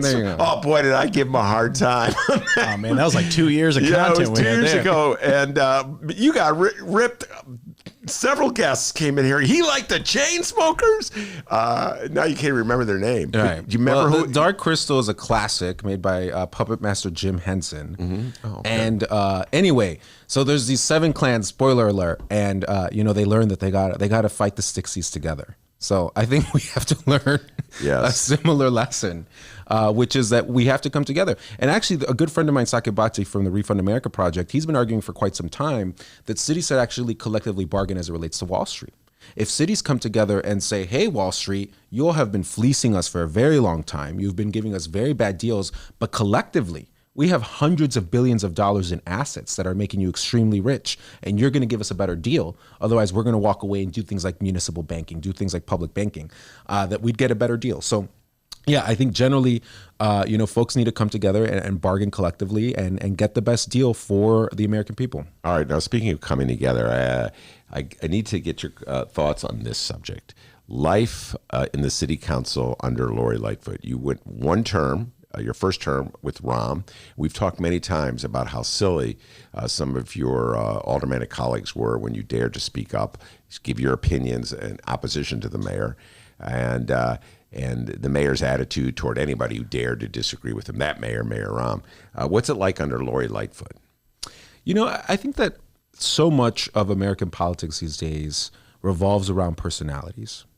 And it's because so much of American politics has been void of real politics, of really talking about substantive matters that impact working people, that have, real material world impact. And so we talk about things like, do you support Colin Kaepernick, kneeling, yes or no? Do you support, our troops? Things that are kind of devoid of any real politics. And so I've noticed that in Chicago, we talk about things like, is Robert Martwick Lori Lightfoot's nemesis because one time he crashed her press conference? And it's like, no, can we talk about what are the real world policies? What's the impact that's happening on the ground? And not get involved in this palace intrigue that I think too often is what so much of our press focuses on. So some has been written about, how does Lori differentiate from Rahm? Some folks that live in the community that, are acquaintances of her from the neighborhood. Some folks in the editorial boards have written that she has a short temper, similar to Rahm. Personally, I have not experienced that yet, but I've heard that, she's gotten very upset at some community groups that, she felt didn't give her due, or that, went public with gripes about, the way that she was blocking their legislation. What I really want to see is what are the policies that are coming out of the fifth floor under Mayor Lightfoot, and how do those differentiate from the policies that are coming out of the fifth floor under Mayor Rahm Emanuel? Everything else to me is just noise. All right, very good. And I will say that I haven't seen much of a difference yet. And particularly if this budget season, we're going to be looking at another property tax increase. If we're going to be looking at, more nickel and diming and more harmful impact to working families, and we're not going to see that bold, progressive, transformative agenda, then I'll say not much has changed at all. Now you're talking about policies. You're not talking about personalities. Yeah, because to me, it's like, quite honestly, if Mayor Lightfoot were moving for the most progressive agenda that the city could ever see, I don't care. She could MF me every single day. She could, pick her nose, whatever. I honestly could care less, because to me, it's like, at the end of the day, what are the policies that are being moved? What's the impact in the neighborhoods? Yeah. And I think as of yet, not much has changed. All right, fair enough. Now let's talk, before we go to break, and then we'll bring in some national politics. Chicago Teachers Union negotiating with the Board of Education over contract. Could be a strike. Do you see that happening? I think so. I think look, it's the same people at the negotiating table that were there with Rahm, creating issues for our teachers, creating issues in our schools. And now Mayor Lightfoot has the same exact team there leading with negotiations. My understanding is that, she has not yet showed up and really taken a lead role in those negotiations. Raise that she's flaunting in the media and that some in the press have lifted as, oh my God, how generous. It's really just a cost of living adjustment, right? Which it's like, when you're boss, when the only thing they're offering you in a contract is a cost of living increase, and then they're also trying to cut your benefits in other places, that's a cut. And so one of the things, that teachers have been talking about is the impact on their classroom.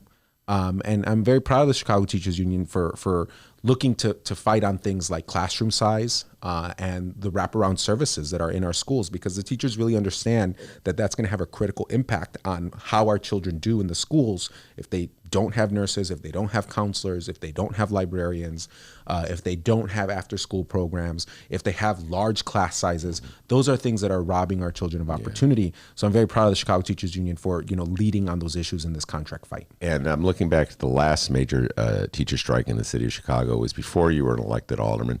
It was in 2012. I'm off the top of my head, I think there were 5 aldermen who openly supported the teachers in that strike. That Mayor Rahm was feeling it back in those days. I know Nick Spazzato was out there with the teachers. Bob Fioretti was out there with the teachers. Scott Wagasback.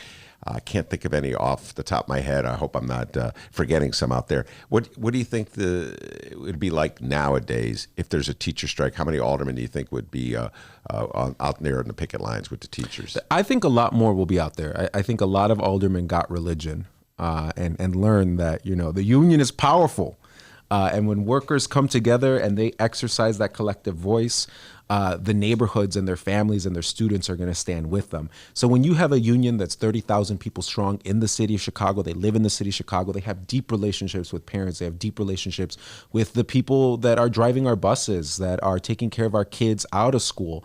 It's very difficult to go up against that, particularly when they're uplifting such righteous and important demands around things like smaller class sizes and making sure that we have librarians and therapists in our school. So, I think that, our teachers, I was at a meeting at Honer Park on the north side with teachers and community members, and they were talking about their contract demands. And I mean, these teachers, they get it.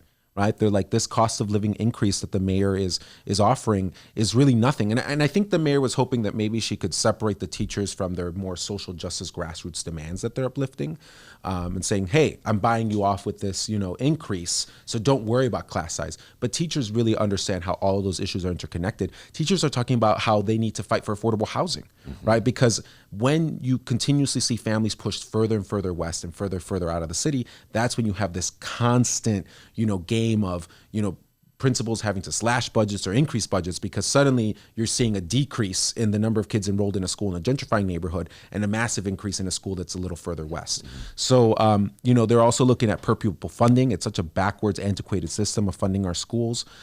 So I really think that the teachers have done a really good job of getting their message out there. But I will say the city has such major big issues. And that is why I'm just really fearful in terms of, with a lack of leadership coming from the fifth floor, with, teachers potentially on strike, with, the Park District potentially on strike, with Local 73, essentially paraprofessionals working in the schools potentially on strike. And then you have the mayor asking for Springfield to help out the city during a veto session. And then you have the mayor trying to push forward her first budget. I mean, I think it really could be a perfect storm. And so that's why, politically, logically, and from a principled manner, my ask of the mayor would be stand with the grassroots, stand with the progressive movement, so many of which were so excited and happy to see you elected, right? And that is where you get the grassroots power and the momentum to move on things like an aggressive TIF surplus, to move on things like a corporate head tax, a commercial lease tax, things that are going to help our city budget, help our schools, right? And get the city moving in the right direction and the right track for once. And one other thing that the mayor has to deal with is also police and fire contracts she has to deal with. So she's got a lot on her plate. We're going to take a break and come back with Carlos, and we're going to shift gears to national politics. I cannot, as I always say, let Carlos get out of the studio without getting his thoughts on the Democratic primary for who the candidate will be to run against Donald Trump. We'll be right back after this. Attention Chicago innovators and creators, 2019 Chicago Ideas Week is coming soon. October 12th through the 17th, this annual Ideas Festival is back, and it's the largest, most affordable Ideas Festival of its kind. They bring in hundreds of thought leaders from around the globe and some local to share ideas and spark action all across Chicago. To get a better idea of what to expect, here's a bit of audio from last year's Chicago Ideas Week with special guest and Chicago comedian Hannibal Buress. The real reason I came home is just because I was traveling a lot anyway. I wasn't in New York that much, and I don't have a full-time job in New York. I work a lot, but I'm not in New York, so it was just like I don't need to be here anymore. And also I just wanted to work on different stuff here in Chicago. So I have this center that I'm working on the west side, Melvina Masterminds. It's going to be arts and then a tech program and after school programming for kids in the North Austin area. So just wanted to be back. There we go. October 12th through the 17th, it's 2019 Chicago Ideas Week. Tickets go on sale to members on August 22nd and to general public September 10th. Once again, if you're an innovator or creator in the city of Chicago or even outside the city, you must join us for Chicago Ideas Week, October 12th through the 17th. For tickets and event information, head to chicagoideas.com. That's chicagoideas.com, and we hope to see you October 12th through the 17th.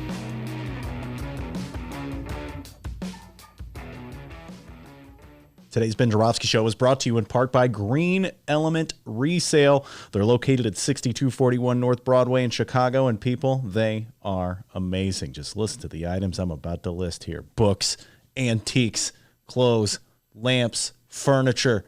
It is a thrift shop, but it's the only thrift shop located in Chicago that helps bring you the Ben Joravsky Show. So if you are ever on Broadway between Granville and Devon, stop into Green Element Resale and tell them thank you.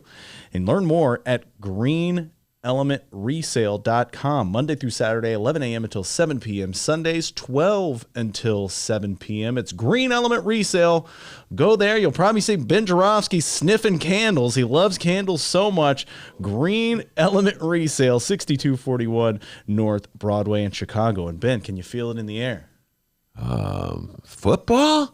Yes, Oh, okay, football. yeah. That's right. It's almost football season, which means that the best sports reporters at the Chicago Sun-Times want to offer you, yes, you, our listeners, an exclusive deal on unlimited digital access to all, that's all, ALL of the stories that you love. Do not miss a game this season. Get all the big play scores and stories from the Chicago Sun-Times. For a limited time only, you could test out digital access for only $1.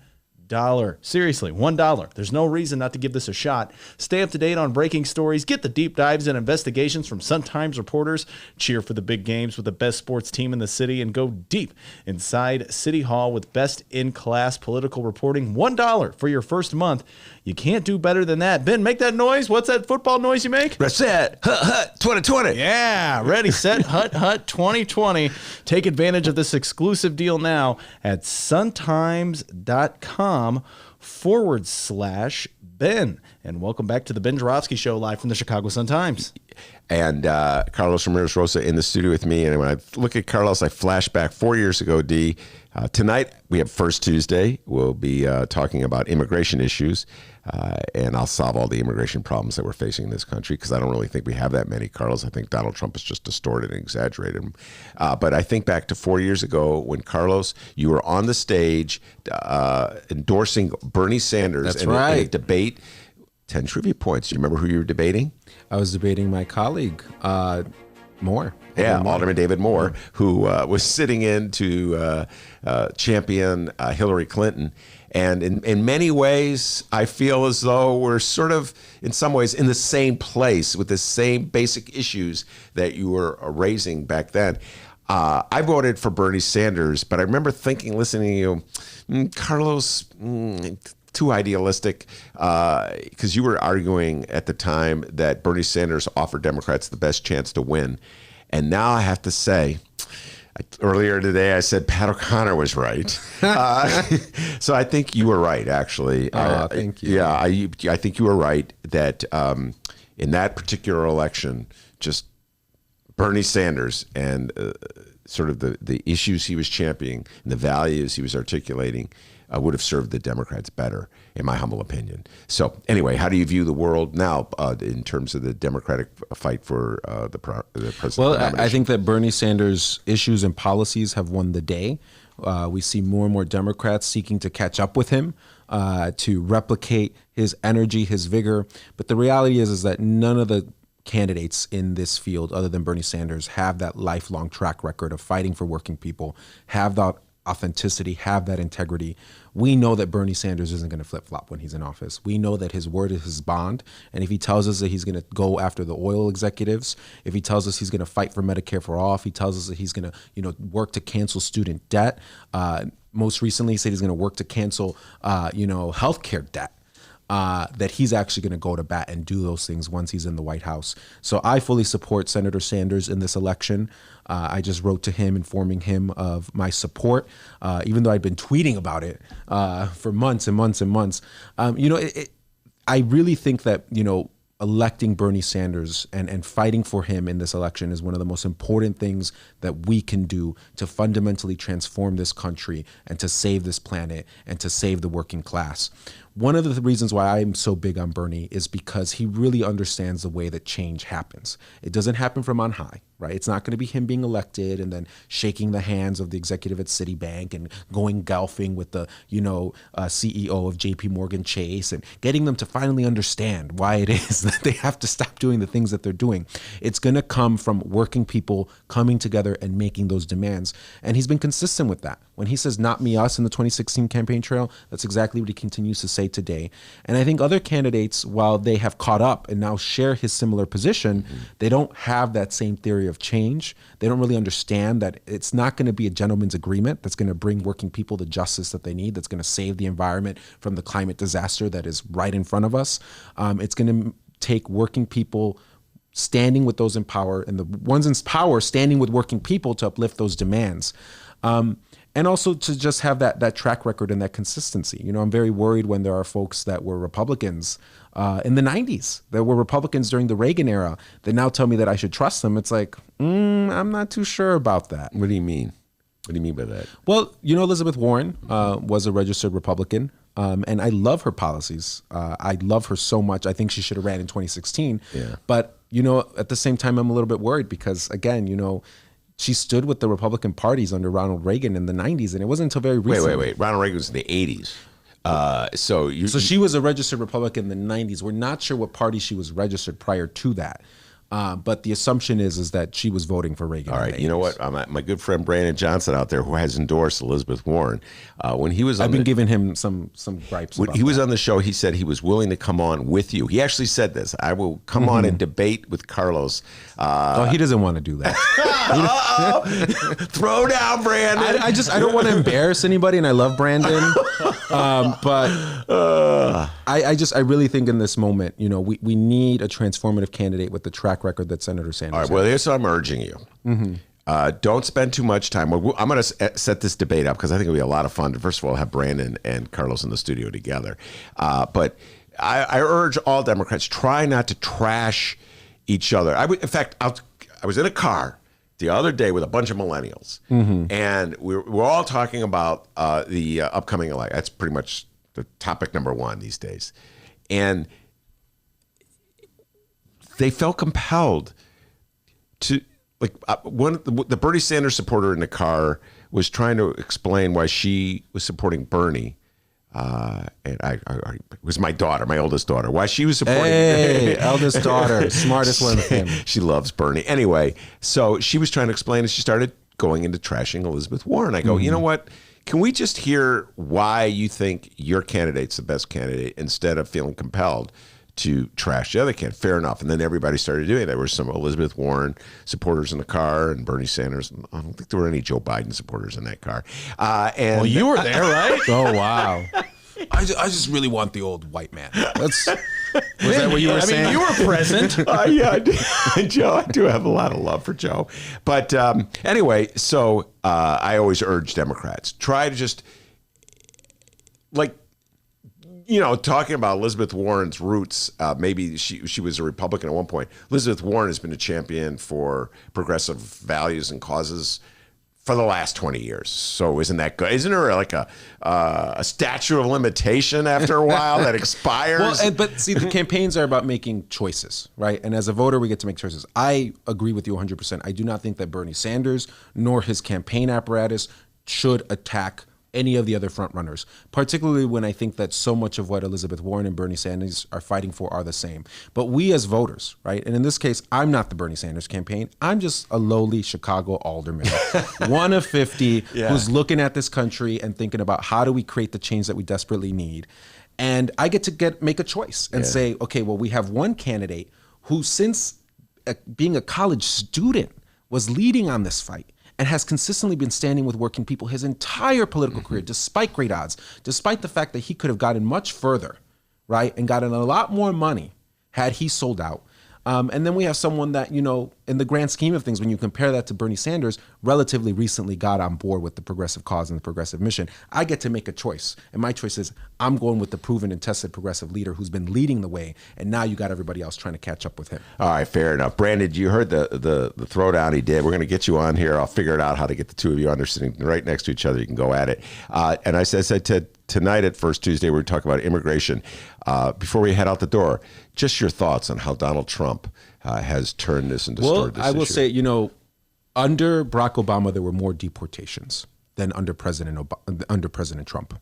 However, under President Trump, we have seen a marked increase in anti-immigrant, xenophobic rhetoric, and we've also seen a marked increase in white nationalism, and we've seen a marked increase in hate crimes.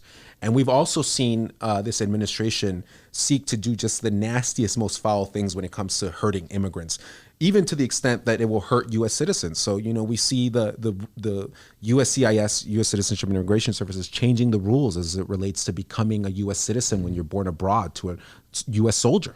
So here you are being born to an armed service member abroad, and now they're making it more difficult for this child of someone that's serving this country to become a U.S. citizen. So that just shows the nastiness in terms of the intensity of anti-immigrant sentiment. But as a socialist, I have to tell you, I could have seen this coming, and we've seen it coming. There's a lot of folks that have seen it coming because it's an old story that's played out time and time again. When you don't want working people to unite together, to question why it is that they're getting poor while they're working harder, you got to divide them by race, by ethnicity, by religion. And it's a game that elites like Donald Trump and billionaires like Donald Trump have played for a very long time. And it's the inevitability of a system that is not tenable. So the only way that they can save capitalism, right, is by moving towards fascism, right? By moving towards a system that's more authoritarian and less democratic. So the democratic socialists, that's why we say the future is either socialism or barbarism, right? And either we're all going to end up with people in cages, and we have children in cages at the border right now. We're going to end up with more people in jail to prop up this system that puts greed before people, or we're going to have to move towards a more egalitarian society where we understand that we're all in this together and that we have to come together across borders, across national boundaries as working people to confront climate change, to confront the loss of dignity and rights in the workplace and in our society. Do you foresee a moment in American politics where we would endorse an open border? I have many. Well, we've endorsed open borders for corporations. You just took my next line. It's us. Capital flows across the border freely. We're the chattel that can't leave. Yeah. Right. But money and corporations, I mean, they're crossing borders every single day with impunity. They're committing crimes all across the globe. And ultimately, there's a different level and standard for them. So we know this. We know that, the rich get away with murder in many instances. And I think that is why I'm such a big supporter of Bernie Sanders, because he understands that and he's willing to take them on in a way that no other candidate is willing to do. All right, fair enough. That's Carlos Ramirez-Rosa, 35th Ward Alderman, Democratic Socialist. You said socialist. Is it Democratic Socialist or Socialist? Well, Democratic Socialism. And, at one point, some folks call themselves libertarian socialists. There's still folks that call themselves libertarian socialists. Noam Chomsky famously identified as a libertarian socialist, or identifies as one. But really what it means is that we want to see the expansion of democracy to every realm of life, in the workplace, in our society. We don't want coercive or authoritarian systems, whether that be, boss telling you what to do in a workplace, or a dictator telling you what to do in civil and civic life. Fair enough. I saw the Tribune. They identified you as a socialist. I don't know if you saw that in the paper the other day. Socialist, Carlos Ramirez-Rosa. That was Tribune. Lovely. Yeah. Anyway, he's also a good friend of the Ben Joravsky Show. Wherever I've been, he's always showed up, and I appreciate it, Carlos, stopping in today. 35th Ward Alderman and committeeman, correct? And Democratic committeeman. Democratic committeeman, Carlos Ramirez-Rosa. Also want to thank Maya for stopping by. She did a great job. Back in the saddle, back from her wandering around Portugal and Russia. And of course, the man, the myth, the legend, the pride and joy of Alton, Illinois. And you know what they call him back home in Alton, Illinois, Carlos? Oh, what do they call him? They call him White Lightning. That's what they call him. Well, that's my best lightning noise. Lightning is it's so fast. Excellent job, Dennis. Give yourself a raise. Take it out of petty cash. See you for Tuesday night, everybody. Hey, and remember, you can download previous Ben Joravsky shows and Benny J bonus interviews at both Chicago Sun-Times and Chicago Reader websites, chicago.suntimes.com/pages/Joravsky, chicagoreader.com, and wherever else you download your favorite podcasts. Hey, downloaders, we live stream this show Tuesdays through Fridays, 1 until 3 p.m. Central Time at both Chicago Sun-Times and Chicago Reader websites, and Chicago Sun-Times YouTube channel, and we typically try to do the Facebook page. The internet's acting weird today. Not sure why, but we weren't able to post on the Facebook page. But at Benny J Show, BENNY, the letter J Show. Give us a like if you've yet to, because once we hit 2,000 likes, we will have our next caption contest. And tonight, 1354 West Wabansia. Ben Joravsky and Mick Dumke will bring you First Tuesday. They're talking immigration. 1354 West Wabansia starts at 6:30 p.m. But don't worry, if you can't check out the show live, you can watch it on our Facebook video live stream. Fingers crossed, because, I just mentioned, internet's acting so-so today. Wish us luck. Take care. See you tomorrow.